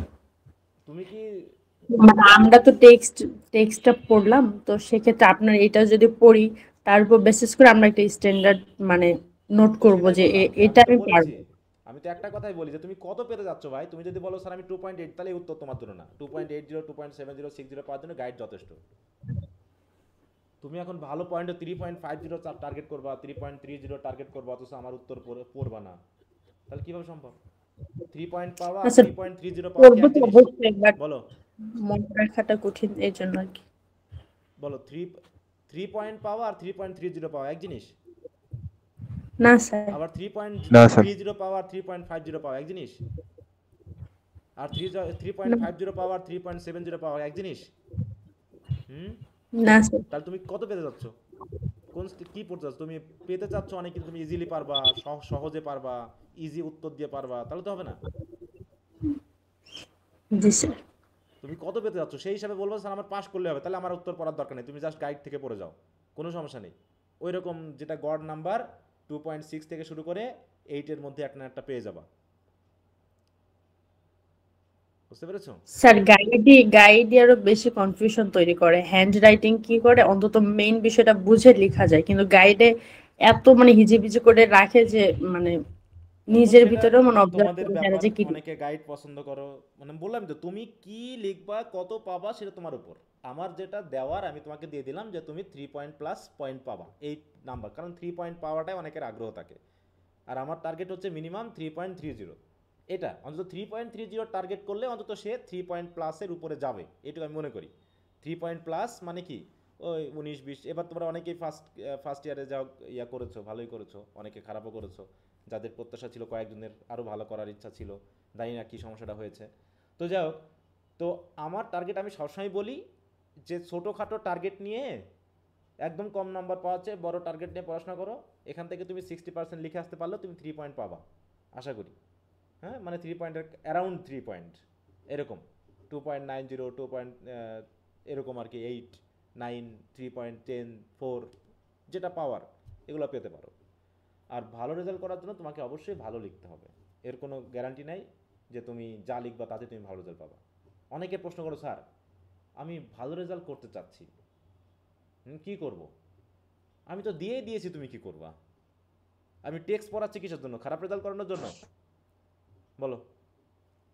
না স্যার। আমি টেক্সট পড়াচ্ছি খারাপ রেজাল্ট করানোর জন্য? তাহলে যদি খারাপ রেজাল্ট আমি তোমাকে টেক্সট পড়ায় যাবো কেন কষ্ট করে? আবার অনেকে বলছে স্যার স্টাডি গাইডের প্রশ্ন পড়লে হয় না। আরে বাবা যদি স্টাডি গাইডের প্রশ্ন করলেই হতো তাহলে তো আমি তোমাকে কষ্ট করে উত্তরগুলো লিখে দিতাম না, তোমাকে বলে দিতাম যে আমি টেক্সট পড়া দিচ্ছি, তোমরা স্টাডি গাইড কিনে নাও, কিনে নিয়ে স্টাডি গাইড থেকে পড়তে থাকো। আমার এই যে প্রত্যেকটা টেক্সট থেকে পড়াইয়ে তারপরে উত্তরগুলো আবার সাজানো, সেইগুলোকে প্রত্যেকবারই কিন্তু আমি উত্তরের একটা চেঞ্জ নিয়ে আসি। দেখা যাচ্ছে আগের বারে একটু থেকে এবার আরেকটু আপডেট হয়েছে, এভাবে করে কিন্তু আমাকে চেঞ্জ করতে হয়। তাহলে এই যে করি এর জন্য কি আমার সময় লাগে না? অটোমেটিক হয়ে যায় এগুলো। এই যে আমি যেগুলো করছি এগুলো তো মিনিমাম একটা সময় লাগছে নাকি? হ্যাঁ আমার কোটেশনগুলো ঠিকমতো মিলছে কিনা, একটু যাচ্ছে কিনা সাথে, তারপরে এর ভিতরে হয়তো ভুল টুল কিছু থাকতে পারে, এগুলোকে ঠিক করে আবার সাজিয়ে নিয়ে আসা, এগুলো কি অল্প সময় হয়ে গেছে? কি মনে হয়? না স্যার। তাহলে যদি গাইড টাইড পড়লেই হয়ে যেত, তাহলে আমি তোমাকে অযথা সময় নষ্ট করবো কিছু জন্য, তোমাদের জন্য বলো? আর ভালো রেজাল্টের জন্য যা কিছু দেওয়ার আমি দিয়ে দিচ্ছি, তারপরে বলতেছি কি যে যদি আবার এমনটা স্যার শুধু প্রশ্নগুলো পড়লে হয় না, আর যদি প্রশ্ন পড়লে হতো তোমাকে আমি স্টাডি গাইড পড়তে যাবো, মানে টেক্সট পড়াতে যাবো কেন? টেক্সট পড়ায় সময় নষ্ট করার কী ছিল তো, মানে তো তোমার বলো তো? টেক্সট পড়ছো বলে তো উত্তরগুলো তোমার কাছে ইজি লাগছে নাকি? হ্যাঁ জি স্যার। টেক্সট আমি তোমাদেরকে একটা টেক্সট পড়াবো না, মনে করো পড়াবো না, আমি সরাসরি শুধু উত্তর পড়াবো, হবে? বুঝবা? না স্যার, কিছু ভালো লাগে না। মনে করো বারনের আমি টেক্সট পড়াবো না, আজ থেকেই তোমাদের উত্তরগুলো পড়াই দিব, দেখি তোমরা বোঝো কিনা। না স্যার, সব মাথার উপর দিয়ে যাবে। একটা एग्जांपल একটা একটা উদাহরণ স্যার এমন ডিসিশন নিয়ে যেহেতু তোমাদের কাজ স্যার প্রশ্ন পড়লে হবে না শুধু টেক্সট না পড়ে, একটা প্রয়োগ করে স্যার, তাহলে সবাই বুঝবে। হ্যাঁ তাহলে একটা দেখি, হ্যাঁ এরকম যে আজকে এখনই আমি প্রশ্ন পড়া শুরু করি, তোমাদের ব্রিফ থেকে শুরু করে সব পড়াই দিব একসাথে, আমি সব রিডিং পড়াই দিব। জি না স্যার, না স্যার। তাহলে এত ছোট স্যার একটা করাই দেন, পরে বুঝবে স্যার। তোমরা খুবই ছোট ছোট মানে কিন্তু চাইল্ডিশ কোশ্চেন করো, যেগুলো খুবই চাইল্ড। বলে স্যার ভালো পড়াশোনা করলে কি ভালো রেজাল্ট করা যাবে? এখন এটার প্রশ্নের উত্তর আছে কোনো? ভালো পড়াশোনা করলে কি ভালো রেজাল্ট হবে? হ্যাঁ এটা কি ধরনের কোশ্চেন? খালি কি স্যার পেট ভরবে? স্যার সন্তান নিতে যায় কিন্তু বিয়ে করতে যায় না। চাইল্ডিশ কোশ্চেন থাকে, হ্যাঁ এরকম তো ব্যাপারটা হলো তুমি ভালো পড়াশোনা করলে অবশ্যই ভালো রেজাল্ট করবা। আর টেক্সট যখন পড়তেছো তখন তোমার ব্রিফ কোশ্চেন আমি যা দিয়েছি তার থেকেও ডিপে তোমার পড়া উচিত।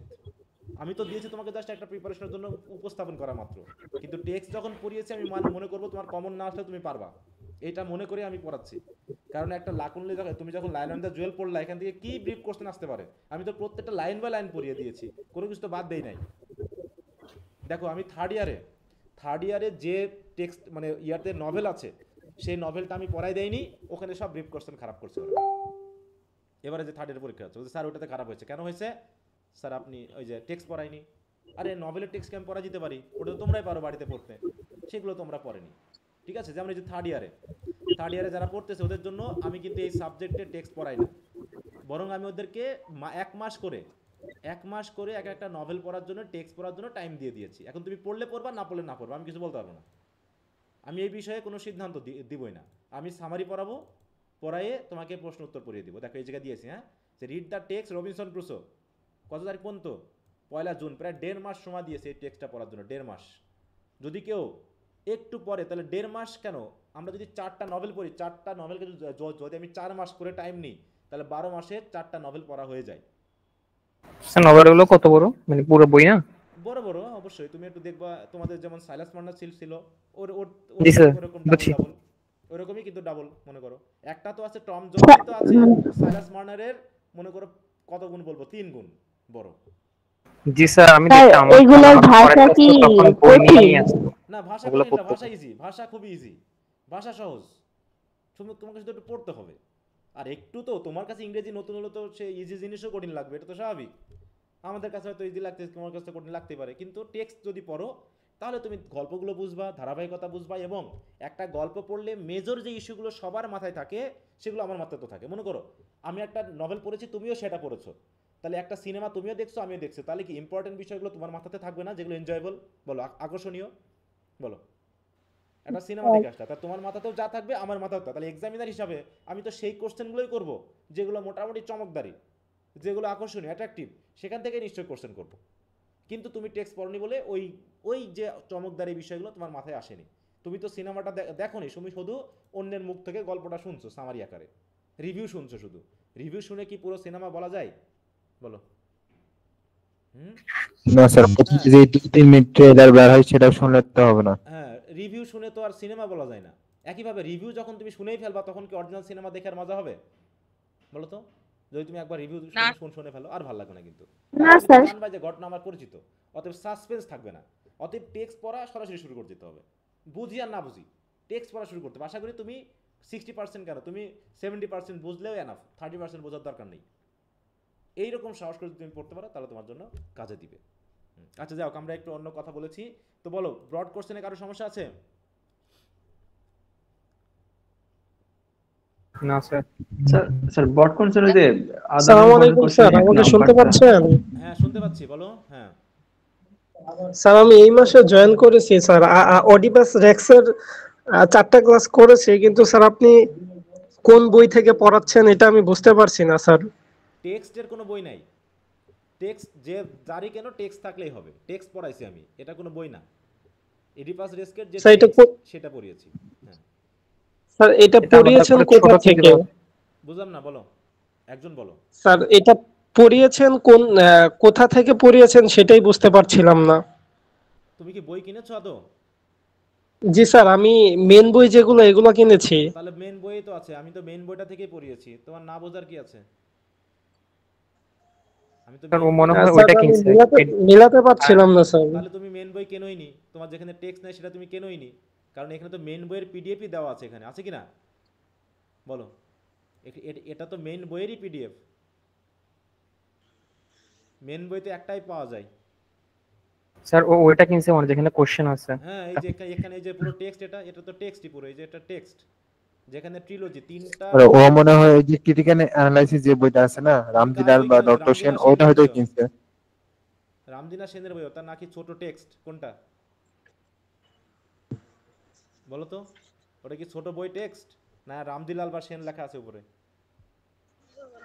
স্যার, এটা ছোট বইয়ের টেক্সট। তাহলে ছোট বইয়ের তো ভিতরে তোমার পাওয়ারই কথা, পাবা না কেন? সফোক্লিসের পুরো বইটা টেক্সটটা ওর ভিতরেই তো এখানে দেওয়া আছে, না মেলার কি আছে? টেক্সট তো একই হয়, একটু ভালো করে খেয়াল করবা। এইটুকু শুধু আমি অ্যাড করেছি, এইটুকু অ্যাড করেছি, বাকি এই যে এখান থেকে শুরু করে পুরোটাই হচ্ছে আমাদের টেক্সটের। এই যে পেজ নাম্বার এখানে দেওয়াই তো আছে, পেজ, তোমার পেজও মিলে যাবে। ঠিক আছে? জি স্যার। একটু ভালো করে খেয়াল করবা কোথায় মিস হয়েছে তোমার। ডিসকাশন গ্রুপে থাকলে ওইখানে দিছি ছবি, ওখান থেকে মিলাই নিয়ে। আচ্ছা, তো যাই হোক, আমরা তাহলে এটা শেষ করলাম। আশা করি যে লায়ন অ্যান্ড দ্য জুয়েল এর মাধ্যমে আমাদের ড্রামা শেষ, কারো কোনো সমস্যা নেই। এখন বাকিটা ড্রামার উপরে একটা প্রস্তুতি নিয়ে ফেলো, যে যেন আমরা ড্রামার উপরে মিনিমাম A- পাই। ঠিক আছে স্যার? আপনি তো অনেক একটা কথা বলবো। বলো। 3.20 এই রেজাল্টটা মানে কেমন? সবাই মানে আমাকে বলছে যে আরো ভালো করতে হবে এরকম, এটা একটু। ভালোর কোনো শেষ আছে? তুমি 3.50 বললেও বলবে যে ভালো করতে হবে, কারণ 3.70 তো অন্যজন পেয়েছে বা পাইতে পারে। কেউ বলবে 2.90 পাইলে বলবে তুমি 3 পয়েন্ট পাওনি। এবার যখন তুমি 3 পয়েন্ট পেয়েছো, বলো 3.20 বা এর উপরে থাকলে ভালো হতো না? তখন 3.30 পাইছে, তখন ভাববে 3.50 পাইলে ভালো হতো না? বলো। মূল কথা হলো 3 পয়েন্ট থেকেই উপরে ভালো, এই 2.80 থেকেই ভালো। এখন এই 3.2 পয়েন্ট এগুলো দিয়ে জীবনে কাজ হবে না, কাজ হবে তোমার এক্সপিরিয়েন্স ল্যাঙ্গুয়েজ, এটা দিয়ে। এটা হলো বড় কথা। দেখা যাচ্ছে 3.30 পেয়েও একজন জীবনে কাজ করতে পারছে, অথচ 2.60 পেয়েও একজন বিশাল সায়েন্স হয়ে গেছে, ভালো কিছু করতেছে জীবনে। ঠিক আছে? অতএব এডুকেশন, হ্যাঁ, এটা দিয়ে কিচ্ছু নাই। এই একাডেমিক লেভেল শেষ করো, তারপর বুঝতে পারো তুমি কোন সাগরে গিয়ে পড়ো। এতদিন তখন এতদিন নিয়ে যা মারামারি করছিলাম, আসলে ওগুলো কোনো বিষয়ই না। বিষয়টা হচ্ছে আসল জিনিস, তুমি প্র্যাকটিক্যাল একাডেমিক লাইফে যা করেছো, প্র্যাকটিক্যাল লাইফে গিয়ে তার প্রয়োগ করতে পারছো কিনা, সেটা হলো মূল জিনিস। ওই জন্য বললাম যে 3 পয়েন্ট পেয়েও কেউ কিছু করতে পারছো না, 2.80 পেয়ে দেখবে বিশাল গাড়ি বাড়ি করে বেড়াচ্ছে। হ্যাঁ, ভালো ভালো জায়গায় চাকরি করছে, মানে কি জীবনে নিজেকে সাহসীভাবে উপস্থাপন করতে হবে তো। ঠিক আছে স্যার? আপনার পয়েন্ট কত ছিল যদি একটু বলতেন স্যার। হ্যাঁ, মানে স্যার আপনার আমাদের অনার্স মাস্টার্স যে করছেন ওটাতে মানে পয়েন্ট কত ছিল? ও পয়েন্ট বললে তোমাদের থেকে সবচেয়ে নিম্নমানের পয়েন্ট আমাদের, বুঝতে পারছো? 2.50 স্যার আপনার 2.54। হ্যাঁ, তারপরে স্যার আরো বেশি ইন্সপায়ার হলাম যে কি স্যার, না খুশি মানে দাঁড়া খুশি হলাম নাই। কারণ কি আমাদের সময় ওই পয়েন্টটাই ছিল কি, আমাদের পয়েন্ট ছিল না, আমাদের ছিল কি পার্সেন্টেজ। তখন 50% মার্ক পাওয়াই ছিল হচ্ছে কি বিশাল ব্যাপার। জি স্যার, জি স্যার, 45% মার্কস জানতাম। পাইলে মানুষ খুশি, মানে 45% মার্ক হচ্ছে সেকেন্ড ক্লাস, অতএব 45% মার্কস পেয়েছে মানেই সে মনে করেছে আমি কিছু হয়ে গেছি, মানে বিশাল খুশি। আর 50% পাইলে তাহলে তো মোটামুটি শাইনশা, যেটা এখন তুমি 3.30 পাচ্ছ, ঠিক আছে। তখন 50% মানে কি, এখন 3.30, তখন ভাবতো যে 46, 47, ঠিক আছে, এই নাম্বারটা পাইলেই আমরা মহা খুশি, ওরে বাবা 45 পেয়ে গেছি আমি, কারণ অধিকাংশ পাইতো 42, 44, হ্যাঁ 41, এরকম পাইতো। আর স্যার আপনার সালটা কত ছিল ইয়ার? 2004-05 সেশন। হ্যাঁ আমরা তখন ছোট ছোট জন্ম আমাদের। তখন কি স্যার তখন আমাদের জন্ম। হ্যাঁ জন্ম হয়েছিল, এই জন্য বলতেছি, তোমাদের জন্ম হয়েছিল তো। আচ্ছা ওকে, তাহলে 2000 আমারই তো জন্ম। হ্যাঁ প্রায় কত, আজ থেকে 21 বছর নাকি 20 বছর আগে। তাহলে সেই সময় পড়াশোনা শুরু করা, ঠিক আছে। তো সেই সেশনের এরকমটা পয়েন্ট ছিল আমাদের। তাহলে এখন ওটাকে গ্রেডের, তোমাদের এই যে গ্রেডে আনতে গেলে ওটা হয়ে যাচ্ছে আমাদের আমার হচ্ছে 2.54, না সরি 64, 2.64, যেটা আমি যে মানে কনভার্ট করে নিতে হয়েছে, কিন্তু সেটা এই যে আমরা এখন 2.64 পেয়েছি, তোমাদের সাথে মিলে আমাদের রেজাল্ট খুবই খারাপ, এই জন্য আমি বাইরে চান্স পাচ্ছি না। 7.50 আমার আইএলস থাকা সত্ত্বেও আমি ভালো বিশ্ববিদ্যালয়ে মাস্টার্স করবো, সেটা করতে পারতেছি না, বুঝতে পারছো?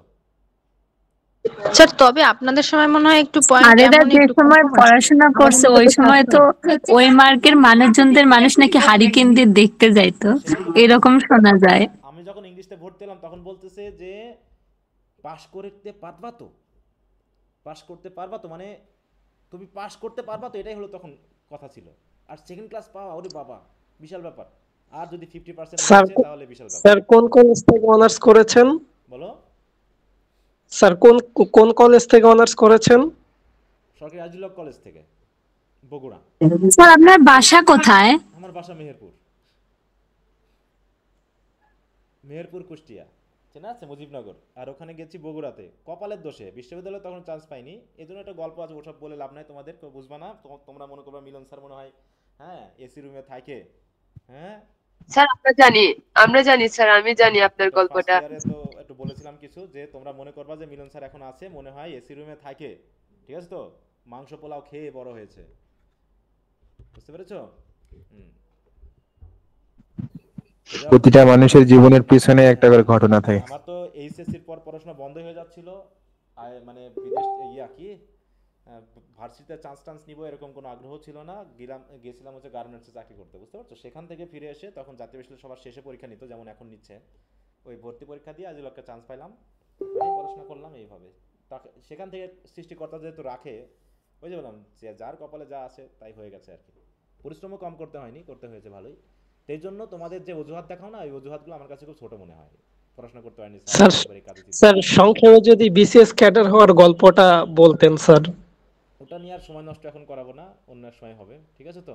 হ্যাঁ শুধু মনে করবা যে সর্বোচ্চটা দিয়ে পড়াশোনা করবা, এটা হলো বড় কথা, সর্বোচ্চটা দিয়ে পড়াশোনা করবা, নিজের ক্ষেত্রে অন্তত নিজেকে কখনো ঠকাবা না, নিজের কাছে তুমি দেখাবা যে আমাকে যদি কেউ চাকরি না দেয় তাহলে কেউ চাকরি পাবে না, এরকম করে নিজের কাছে পড়াশোনা করবা, তাহলে হবে। যদিও পারফেক্ট হওয়া সবার পক্ষে সম্ভব না, কিন্তু নিজের সাথে প্রতিযোগিতা করে নিজের মতো করে আগাবা, হ্যাঁ এইরকম। ওকে যাক, আমরা তাহলে অনেকটা সময় ব্যয় করে ফেললাম, তাহলে মনে করলাম যে লায়ন অ্যান্ড দ্য জুয়েল শেষ, মানে আমাদের ড্রামা শেষ, এখন আমাদের বায়রনের পড়াশোনাটা আমরা শুরু করব, তাই না? ওকে, বায়রনের বই আছে, লর্ড বায়রনের? জি স্যার। আচ্ছা, লর্ড বায়রনের ডন জুয়ান বইটা পড়তে একদিকে ইন্টারেস্টিং আর একদিকে খারাপ লাগবে, তো সবকিছু মিলেই আমরা একটু পড়ার চেষ্টা করব। আর এই পুরো টেক্সটটা যেহেতু বড়, এটা একটা কিন্তু এপিক, ঠিক আছে তো? জি স্যার অনেক বড় স্যার, স্ট্যান্ডে আছে 200 পাতা। এটা যেহেতু অনেক বড়, তো আমরা এখানে সবকিছু পড়বো না, গল্পের সাথে লিংক লাগিয়ে যেগুলো গুরুত্বপূর্ণ কথা সেগুলোই আমরা মেইনলি পড়বো। অনেক রেফারেন্স আছে, অনেক কিছু আছে, সেগুলোকে আমরা এড়িয়ে যাব, তা না হলে এটা পড়তে আমাদের অনেক দিন টাইম লাগবে, অত সময় আমরা দিব না। স্যার ওগুলা কি বাসায় পড়ে নেব? যদি পারো তো পড়ে নিবা, যদি পারো পড়ে নিতে পারো, কোনো সমস্যা না।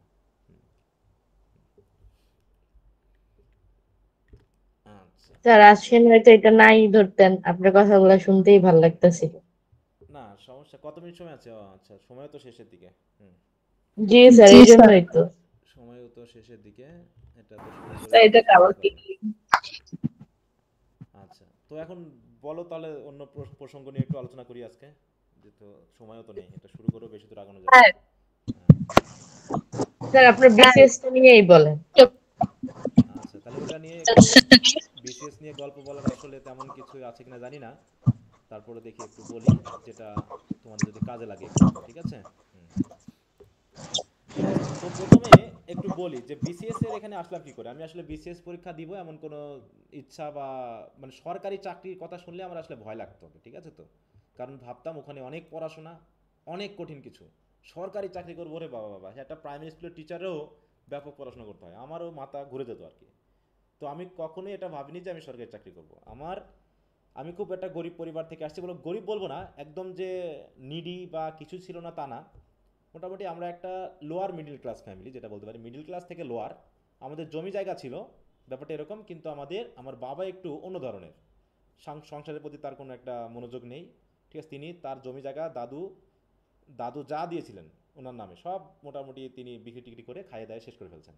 আমাদের নামে বাবার কাছ থেকে আমরা কোনো জমি পাইনি। শুধু এটুকু খেয়াল রেখো যে আমি আমার বাবার কাছ থেকে, মানে আমরা দুই ভাই এক বোন, আমরা আমাদের বাবার কাছ থেকে কোনো ধরনের হেল্প আমরা আমাদের পড়াশোনার জন্য পাইনি। আমি একটা হোস্টেলে থেকে বড় হয়েছি, বোর্ডিং হোস্টেল। আমি মাঝে মাঝে ফেসবুকে ছবি টবি দিই, তোমরা হয়তো দেখতে পাবা, ঠিক আছে? তো ছোটোবেলার ছবি যেখানে আমি বড় হয়েছি আর কি। বোর্ডিং হোস্টেল বুঝো কেমন? এতিমখানা বুঝো? এতিমখানা, হ্যাঁ জি স্যার।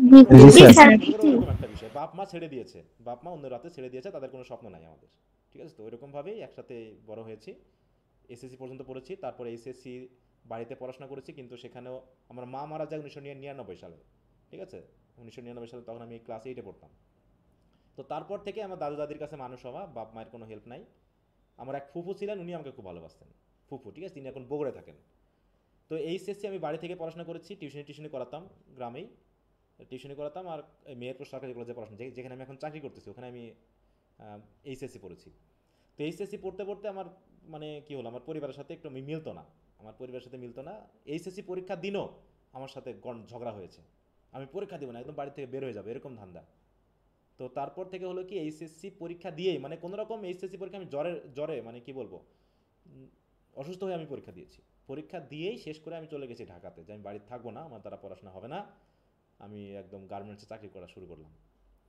ওখানে থাকতে থাকতে রেজাল্ট দিল, রেজাল্টও শুনি নাই কী হবে না হবে, যে পড়াশোনাই করবো না তো রেজাল্ট দিয়ে কী করবো। পরবর্তীতে ওখানে গার্মেন্টসে চাকরি করতাম, তো সেই হিসাবে ওখানে একটা লোক ছিলেন, হ্যাঁ, মানে ওখানকার যে ম্যানেজার, মানে আমার একটু ফিজিক্যাল সমস্যা আছে, তোমরা হয়তো যদি ফেসবুক বা আমার ছবিগুলো দেখো একটু খেয়াল করবা, যে আমার পায়ে একটু সমস্যা আছে, বাম পাটা আবিট শর্ট, ঠিক আছে? তো এই কারণে উনি আমাকে দেখে আমাকে একটু বললেন যে মিলন তুমি চলে যাও, বাড়ি চলে যাও, তোমার এই কাজ তোমার জন্য না, ঠিক আছে? বাড়িতে তুমি পড়াশোনা করো, তোমার জন্য ভালো হবে আর কি। তো আমি আসতে চাইনি প্রথমে, আমি বলছি আমার বাড়িতে পড়াশোনার পরিবেশ নাই, আমি পড়াশোনা করতে পারবো না, কারণ আমি তো বোর্ডিং হোস্টেলে মানুষ হয়েছি, ঠিক আছে? তো আমি আর এখানে মেলাতে পারতাম না, আমার বাড়িতে পড়াশোনা হতো না। তো তারপরেও যা হোক, ওখানে আমি 3.80 পাই এইচএসসিতে, ঠিক আছে? এইচএসসিতে কিন্তু আমার 3.80। তো তারপরে যাক, উনি আমাকে খুব অনুরোধ করলেন যে তোমার পরিবার যেমনই হোক, তোমার পরিবারের দরকারই নেই, তুমি জাস্ট পড়াশোনা করবো, ওখানে থেকে পড়াশোনা করো, তাই করো। তো যাই হোক, ওনার অনুরোধে আমি আবার চলে আসলাম বাসায়। এসে যখন ফিরে আসলাম, আমি গাংনিতে আমার ওখানে যেখানে আমি এইচএসসি পড়তাম, অ্যাকাউন্টিং পড়তাম, আমি কিন্তু কমার্সের স্টুডেন্ট। তো অ্যাকাউন্টিং পড়তাম, ও স্যারের কাছে গেলাম যে স্যার আমার তো এই অবস্থা, এখন আমি চলেও আসলাম ওখান থেকে, আমি এখন পড়াশোনা করতে চাই, কী করবো বলেন? তো উনি আমাকে বলতেছে মিলন, তুমি যদি আমাকে আর এক সপ্তাহ আগে বলতা, তাও তুমি অন্তত ভার্সিটিতে যদি তুমি ফর্ম তুলতা, তাহলে তোমার কোথাও না কোথাও হয়ে যেত, তুমি শুধু অ্যাটেন্ড করলেই তোমার জন্য একটা, ওই যে কোটা বলে না, কোটা, এই সিস্টেমে। হ্যাঁ, আমাকে বলছিল যে আমি তো স্যার কোটা মোটা তো আমি ওগুলো কোনো ভাবিও না, ওগুলো আমি নিতেও চাই না। বলছে তাহলে তো এখন সুযোগ নাই, এখন জাতীয় বিশ্ববিদ্যালয়ে ছাড়ার সুযোগ নাই, যেহেতু ফর্ম তখনও উঠতেছিল আর কি। তখন আমি আমার ফুফুকে কল দিই বগুড়াতে, যে এরকম আমার অবস্থা, আমাকে তো পড়াশোনা করতে হবে, তো এখন সব বিশ্ববিদ্যালয় তো শেষ, আমার তো প্রস্তুতিও নাই। তা বলো তুমি তাহলে এক কাজ করো, আমি তাহলে আজিলকে একটা ফর্ম তুলে রাখতেছি, যারা ভর্তি হবে তাদের দ্বারা, তুমি এসে পরীক্ষা দিয়ে যাও শুধু। তো যাই হোক, পরীক্ষা একাডেমিক লাইফে যে পড়াশোনা করেছিলাম ততটুকুই আমার প্রস্তুতি ছিল। তো সেই হিসাবে আজিলক কলেজে পরীক্ষা দিয়ে কমার্স থেকে সিরিয়ালে 6 হলাম। 6 হওয়ার কারণে ইংলিশটা পেয়ে গেলাম। মানে ইংলিশ পাইতাম কিনা আমি জানি না, যে আমি কী সাবজেক্ট নিব। তখন আমি আমার দাদি সম্পর্কে আছে, ওনাকে জিজ্ঞাসা করলাম যে আমি কোন সাবজেক্ট নিয়ে পড়বো বলো। তো উনি জানতেন আমার ফ্যামিলিয়াল ব্যাপারটা, যে আমি কীভাবে আছি। তো উনি বললেন তুমি এক কাজ করো, তুমি ইংরেজি নাও, ইংরেজি নিলে তুমি তো টিউশনি মিশনি করে নিজের পড়াশোনা চালাতে পারবা। তো তো পরবর্তীতে ওনার কথা শুনলাম যে কমার্সে যেহেতু তাহলে ওখানে অ্যাকাউন্টিং আছে, ম্যানেজমেন্ট আছে, অনেকেই বললো যে এগুলো অ্যাকাউন্টিং ম্যানেজমেন্ট নিতে। তো আমি এই দাদির কথা শুনলাম যে আমি ইংলিশ নিলাম।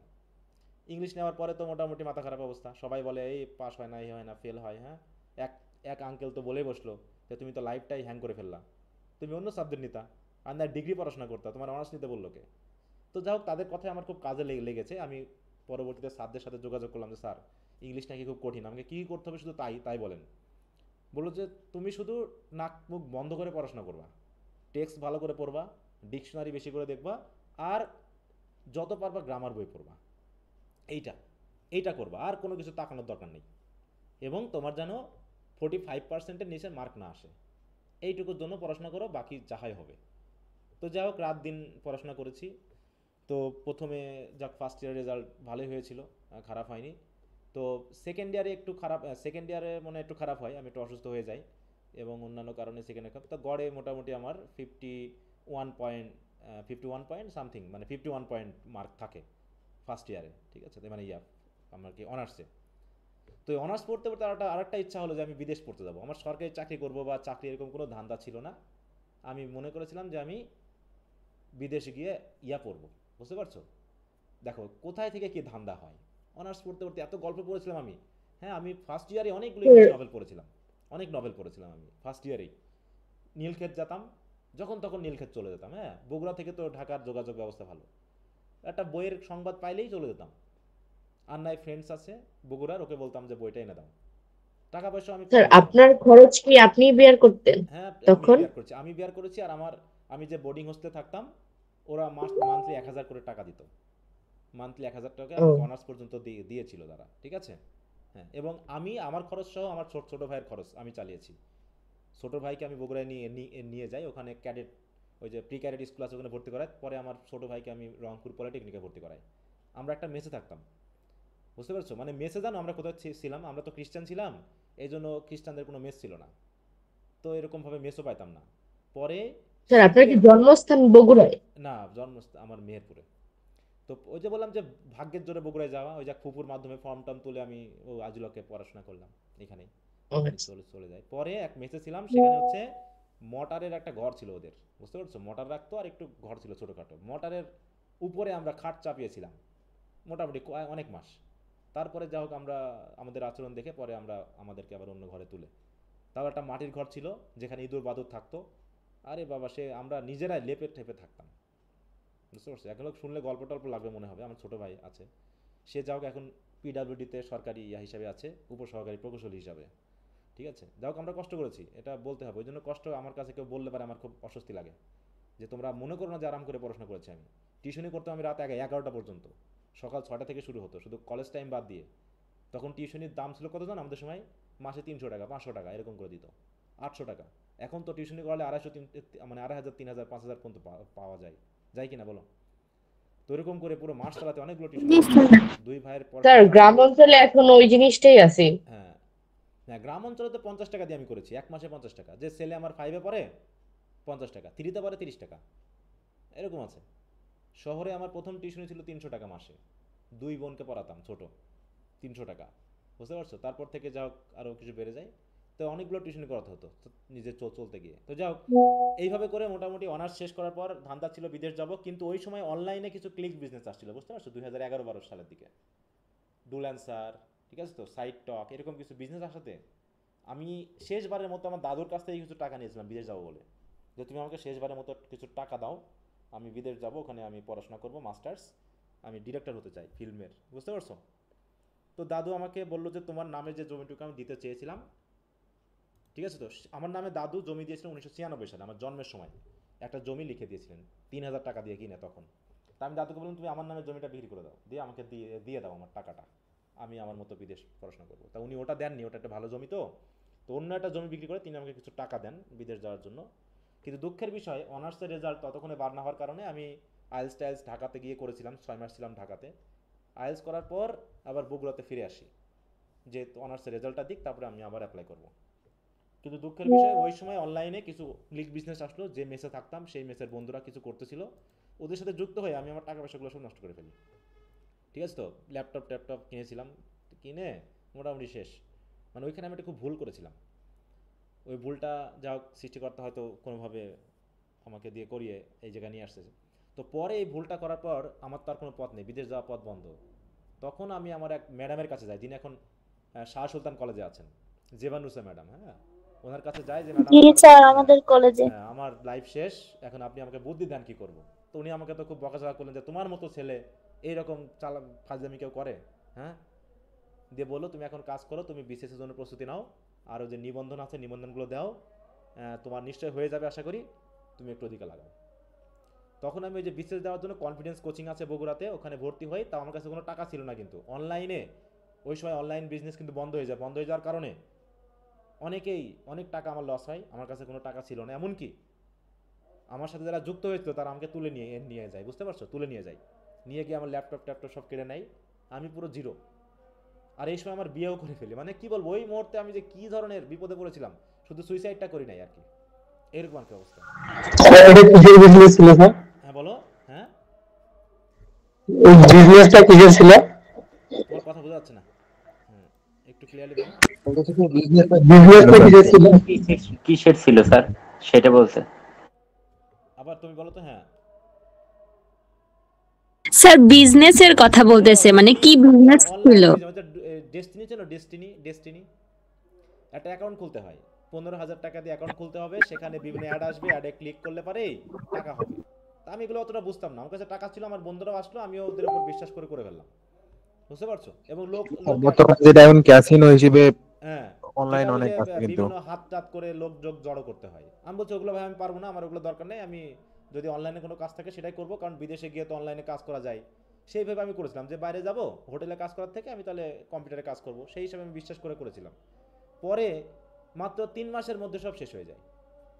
2012 জানুয়ারি ফেব্রুয়ারিতে সব শেষ, ঠিক আছে। তো নভেম্বরে আমি আইএলটিএস করে আমি বগুড়াতে যাই, দিয়ে 2012তে ফেব্রুয়ারি মার্চের দিকে আমি ওই ম্যাডামের কাছে গিয়ে বললাম, ম্যাডাম আমার এই অবস্থা, আপনি আমাকে বলেন কি করবো।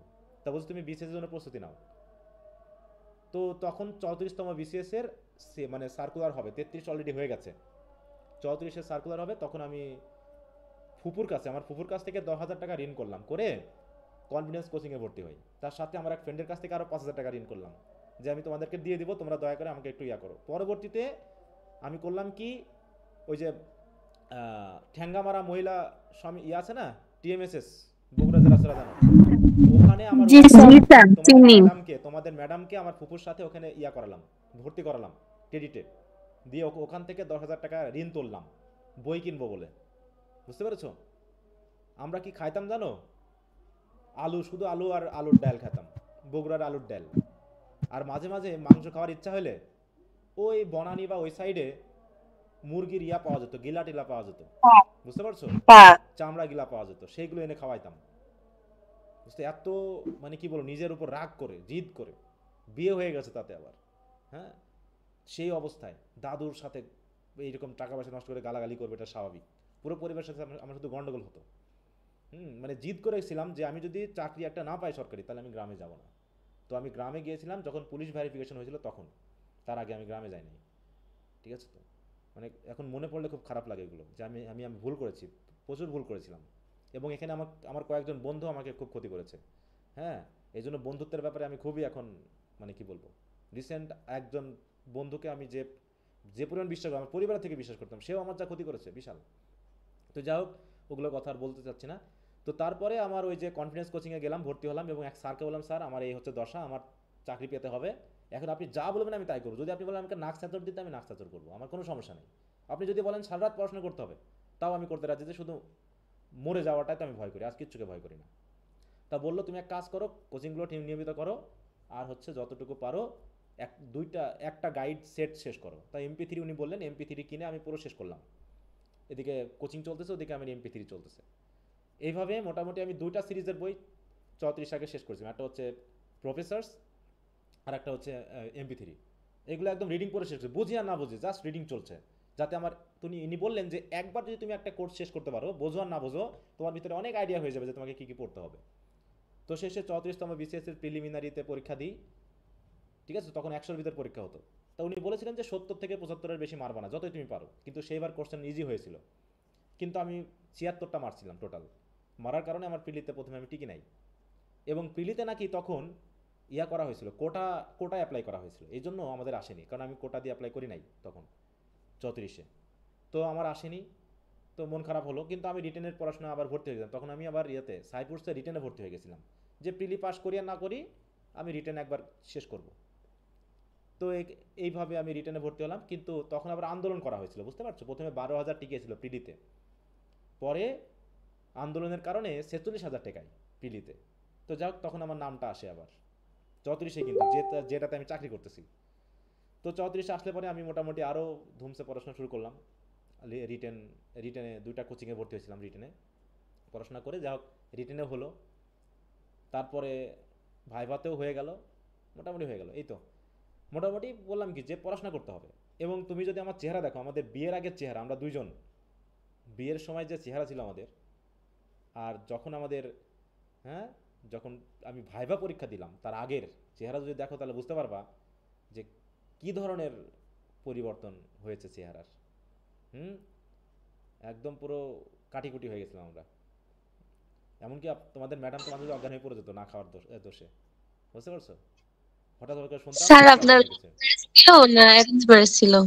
আমাদের বিয়েটা অদ্ভুত ম্যারেজ ছিল, সেটা অ্যারেঞ্জও না, সেটা আবার লাভও না, অদ্ভুত ম্যারেজ। স্যার বলছিলেন মানে আমার জীবনের কাহিনীগুলো একটু অন্য ধরনের, বুঝতে পারছো? এখনো যে সকল কাহিনী ঘটে বা যেগুলো ঘটে গেছে এর ভিতরে, কিন্তু স্যার আপনার মনের জোর অনেক বেশি। অনার্স শেষের পর কোন সালে আর হচ্ছে বিসিএস থেকে জয়েন করেন কোন সালে? হ্যাঁ দেখো, অনার্স পাস করি আমি 2011-তে, আমাদের অনেক দিন লাগছিল, মানে 2004-5 সেশনের শেষ হয়ে যাওয়ার কথা 8-এ, সে জায়গায় আমাদের সময় লাগছে 11, বুঝতে পারছো? তার মানে কত বছর? 6 বছর লাগছে, 6 বছর 7 বছর লাগছে। তাহলে 2012-তে বিসিএস প্রিপারেশন শুরু, 2016-তে চাকরি, এই 4 বছর পারিবারিক গালিগালাজের উপর দিয়ে গেছে শুধু, বুঝতে পারছো? যতক্ষণ পুলিশ ভেরিফিকেশনের সময় বাড়িতে গেছি সেখানেও গালাগালা, যে হবে চাকরি, ঘুষ দেওয়ার টাকা আছে তো, এরকম কথাবার্তা। পরে যেদিন জয়েন করলাম সেদিন বিশ্বাস করলো যে হ্যাঁ একটা চাকরি হয়েছে, বুঝতে পেরেছো? স্যার ম্যাডাম, স্যার আপনার ওয়াইফ আর আপনি সেম ইয়ার নাকি, মানে কি করেন এখন ম্যাডাম? আমি যখন অনার্স শেষ করে বাইরে যাব বলে পড়াশোনা করতেছি, ঠিক আছে, তো আইএলটিএস করে আমি যখন বগুড়ায় চলে গেছি মাস্টার্সে ভর্তি হব বা পড়বো, এই সময় বিয়ে, তখন সে হচ্ছে নিউ 10-এর স্টুডেন্ট, মানে এসএসসি পরীক্ষা দিবে। সে দেখে ছোট ছোট বাচ্চা মনে হচ্ছে না, দেখো তো আমার ফেসবুকে একটা ছবি দেওয়া আছে। হ্যাঁ জি স্যার, কতদিন একটা ছবি দিয়েছিলেন? হ্যাঁ দেখো একটা ছবি দেওয়া আছে, ওখানে দেখলে বুঝতে পারবা। আমরা মহাস্থান ঘুরতে গেছিলাম, মহাস্থানগড়, ওটা হচ্ছে মহাস্থানগড়। জি স্যার দেখছি। ও হচ্ছে তখন নিউ 10-এর স্টুডেন্ট আর আমি হচ্ছে তখন মাস্টার্সে, কি বল 10 বছরের পার্থক্য আমাদের বয়সের। আমাকে বিদেশ ঠেকানোর জন্যই মেইনলি বিয়েটা দেওয়া। আর একটা চ্যালেঞ্জ আছে, অন্য একটা কথা আছে, সেটা বললে আরো খারাপ লাগবে, ঠিক আছে? তো মানে এটা জিদ করে বিয়েটা জিদ করে, আমার দাদুর জিদ আর কি, আমার না, ওই জন্য বিয়েটা হলো। বিয়ে করবো আমি প্রস্তুত ছিলাম না, বিয়ে করার ধান্দাও ছিল না। হ্যাঁ, তো যাই হোক অনেক কথা আছে, মানে এগুলো কথা বলে লাভ নাই। তোমাদের শুধু এইটুকু বলবো, পরিশ্রম করো, সৃষ্টিকর্তা তোমাকে। দেখো আমি কোথা থেকে কোথায় এসেছি, আমি ভাবলে মনে হয় যে আমি এই জায়গার যোগ্যই না। আমি যখন অনেকের কথা ভাবি না, অনেকের ফ্যামিলিয়াল ব্যাকগ্রাউন্ডের কথা ভাবি, যে আমি এখানে আসলাম কেমন করে, আমার পক্ষে তো এখানে আসা সম্ভবই না, আমার পরিবার, আমার পড়াশোনা, আমার অবস্থান থেকে এই জায়গায় এসেছি, এটা তো সম্ভবই না। কিন্তু সৃষ্টিকর্তা আর সাথে পরিশ্রম, এই দুটো যদি কনফিডেন্স রেখে চলো, কোনো ব্যাপার না, তুমিও পারবে। বিসিএস যদি সরকারি চাকরির কথা ভাবলে আমি শুধু ভাবতাম, মনে করো যে যদি 1200 কলেজ, মানে 300 যদি কলেজ থাকে, যদি 10টা করে সাবজেক্ট থাকে তাহলে কত, 3000 সাবজেক্ট, যদি 10 জন করে স্টুডেন্ট থাকে তাহলে কত, 30,000 স্টুডেন্ট আমার শুধু কলেজেই। বিশ্ববিদ্যালয় আছে, মেডিকেল আছে, এত ভালো ভালো স্টুডেন্টদের মধ্যে আমি চাকরি পাবো, এত চারটিখানি ব্যাপার চাকরির, এরকম বলতাম। আমি বিশ্বাসই করতাম না যে আমার চাকরি হবে, কিন্তু আমি সর্বত্র দিয়ে গেছি, যে একবার দেখি না, মরণপণ দেখি। এমনও হয়েছে পড়াশোনা করতে করতে মনে করো 6টার সময় টিউশনি, হ্যাঁ 11টার সময় এসে অঙ্ক শুরু করছে, ম্যাথ শুরু করছে, আজ ম্যাথ শেষ করবো, পড়তে দেখি 5টা 6টা বেজে গেছে, ওই পরে মানে না ঘুমাই চলে গেছি পড়াতে। ওখানে যে নাস্তা দিত তাই খাইতাম। এমনও হচ্ছে যে মেসে খরচ বাঁচানোর জন্য আমরা কি করতাম, সকালে আমি অন্তত সকালে মিল দিতাম না, বুঝতে পারছো? ওই স্টুডেন্টরা দিত যা নাস্তা ওই দিয়ে চালাইছি, যাতে অন্তত খরচ কিছু বাঁচানো যায়। হ্যাঁ মানে পড়াশোনার থেকে সর্বত। আমি বই কেনার ক্ষেত্রে বগুড়া ফ্রেন্ডস লাইব্রেরিতে বলা ছিল যে আমি যে বই চাবো দয়া করে আমাকে বই দিবেন, টাকা পয়সা আমি আপনাকে শোধ করব। আমি চাকরি পেয়ে টাকা শোধ করছি, জানো, কয়েকটা দোকানে বইয়ের, চাকরি পাওয়ার পরে। অতএব সবাই তোমাকে হেল্প করবে, তুমি একটু ভালো পড়াশোনা করো, তোমাকে সবাই হেল্প করবে, কারণ তারা জানবে যে তোমার দ্বারা হবে, এবং তুমি যখন এটা করতে পারবা তখন তোমার হেল্প করার জন্য সবাই এগিয়ে আসবে, শুধু তোমার প্রতি একটা বিশ্বাসতা রাখতে হবে, ঠিক আছে? এই জন্য আমি চেষ্টা করি যে ভালো কিছু যেন আমার স্টুডেন্টদের হয়, এবং সবার মধ্যে এখানে যোগ্যতা আছে, কিন্তু শুধুমাত্র নিজের উপর বিশ্বাসটা মানুষের এত অভাব। তোমাদের যে ফার্স্ট ইয়ারে যে বোধ হয়েছিল আমারও হয়েছিল, আমি পারবো তো, আমি পড়াশোনা করতে, আমি বললাম তো ডিকশনারি আমি ফার্স্ট ইয়ারে 2টা চেঞ্জ করেছি, এত ওয়ার্ড আমাকে খুঁজতে হয়েছিল। আমি প্রথম পড়া শুরু করেছিলাম নভেলটা, সাইলাস মান্ডার নভেলটা আমি পুরো পড়েছিলাম, আমার পড়তে সময় লেগেছিল হচ্ছে 20 দিন। নভেলটা আমি পড়েছিলাম পুরো, ডিকশনারি ঘাটতে ঘাটতে ডিকশনারি পুরো কালো হয়ে গেছিলো, এবং আমি ওই শিট মেরে রাখতাম, ঠিক আছে, একটা করে শিট মেরে পেজে, ওই পেজের কোন ওয়ার্ডটা জানি না তার মিনিংটা উপরে লিখে রাখতাম, এরকম হয়েছিল। যদি ওটা সঠিক পদ্ধতি না, কারণ ওয়ার্ড মিনিং যত লিখে রাখি ওটার ঘুরে পড়া হয় না, পরে বুঝেছিলাম। তো এভাবে করে পড়াশোনাটা করতে হবে, হ্যাঁ, পড়াশোনাটা করো, তোমরাও পারবা আশা করি। এই যে কথাগুলো বললাম, কিছু কথা বললাম আর কি, এর ভিতরে আরও কঠিন আরও অনেক কথা আছে যেগুলো আর কি বলা যায় না বা বলিও নি, হ্যাঁ, অনেক কঠিন কথা আছে যেগুলো আমি আসলে বলিনি, যে এই সিচুয়েশনের মধ্যে থেকে কিন্তু আমি আসছি। অতএব তোমরা যদি কোনো অজুহাত দেখাও সেটা আমার কাছে কোনো কিছু মনে হয় না। স্যার আপনার মনের জোরটা অনেক বেশি। হ্যাঁ, এই যে আমার এখন বর্তমানে, হ্যাঁ, আমার একটা মেয়েকে হারাইছি আমি, আবার গর্ভে থাকে একটা মেয়ে গেছে, মানে কি বলবো, মানে জীবনটাকে আমার মনে হয় যে মনে যেন সৃষ্টিকর্তা আমাকে নিজের চালাচ্ছে তার নিজের মতো করে। আমি এই জন্য কিছু মনে করি না, কারণ আমি পৃথিবীতে বেঁচে আছি, এটাই আমার কাছে সবচেয়ে বড় পাওয়া। আর কিছু আমার দরকার নেই। আমার আগে অনেকে এসেছিল, তারাও নাই, আমার পরে এসেছিল, তারাও নাই, এখনো যে আমি পৃথিবীতে তোমার সাথে কথা বলছি, এটাই আমার জন্য সৃষ্টিকর্তার প্রতি বিশাল আশীর্বাদ। এর থেকে বড় আশীর্বাদ আর কি থাকতে পারে? সুস্থ আছি, তিনি আমাকে বাঁচিয়ে রেখেছে, এবং আমার স্বপ্ন বলতে কি, আমার স্বপ্ন একটাই যে আমি যেটা করব সেটাকে ভালো মতো করবো, বাকিটা কোথায় গিয়ে পৌঁছাবো সেটা সৃষ্টিকর্তা নিজে জানেন। কিছু জিনিস আমি অনেক চেষ্টা করেছি, যেমন বিদেশ যাওয়ার ব্যাপারটা আমি পারিনি, হয়তো এটা আমার ভাগ্যে নাই, কিন্তু আমি চেষ্টা ছাড়িনি, প্রচুর ব্যয় করেছি, এর পিছনে অনেক টাকা ব্যয় করেছি, কিন্তু হয়নি। অতএব আমার সেটাই মনে হয় যে যেটা আমি চেষ্টাই করিনি, তাই তো সেটা অনেক সময় হয়ে যাচ্ছে, যেটা চেষ্টা করছি সেটা হয়তো হচ্ছে না। অতএব এটা আমার কপালে নেই, সৃষ্টিকর্তা এক একজনকে এক এক রকম চিন্তাভাবনা দিয়ে সৃষ্টি করেছেন, তাই না? অতএব তিনি তার মতো চালাবেন, আমার কাজ হলো পরিশ্রম করা, ফল দেওয়ার দায়িত্ব তার। এই যে তোমাদেরকে পড়াচ্ছি, টাকা পয়সা আসতেছে, ব্যয় করতেছি, সবাইকে দিচ্ছি, হ্যাঁ, চলে যাচ্ছে দিনকাল, একটা ভালো চাকরি দিয়েছে, এর থেকে আর কি থাকার লাগে। তো যাই হোক, অনেক কথা বললাম, তো আজকে ক্লাসটা যাই হোক একটু অন্য দিকে গেল, তো সবাইকে ধন্যবাদ। তো বাকি পড়াশোনাটা সবাই করে ফেলো, আগামী ক্লাসে আবার কথা হবে। Okay, bye. আচ্ছা, thank you. Okay, good night, by.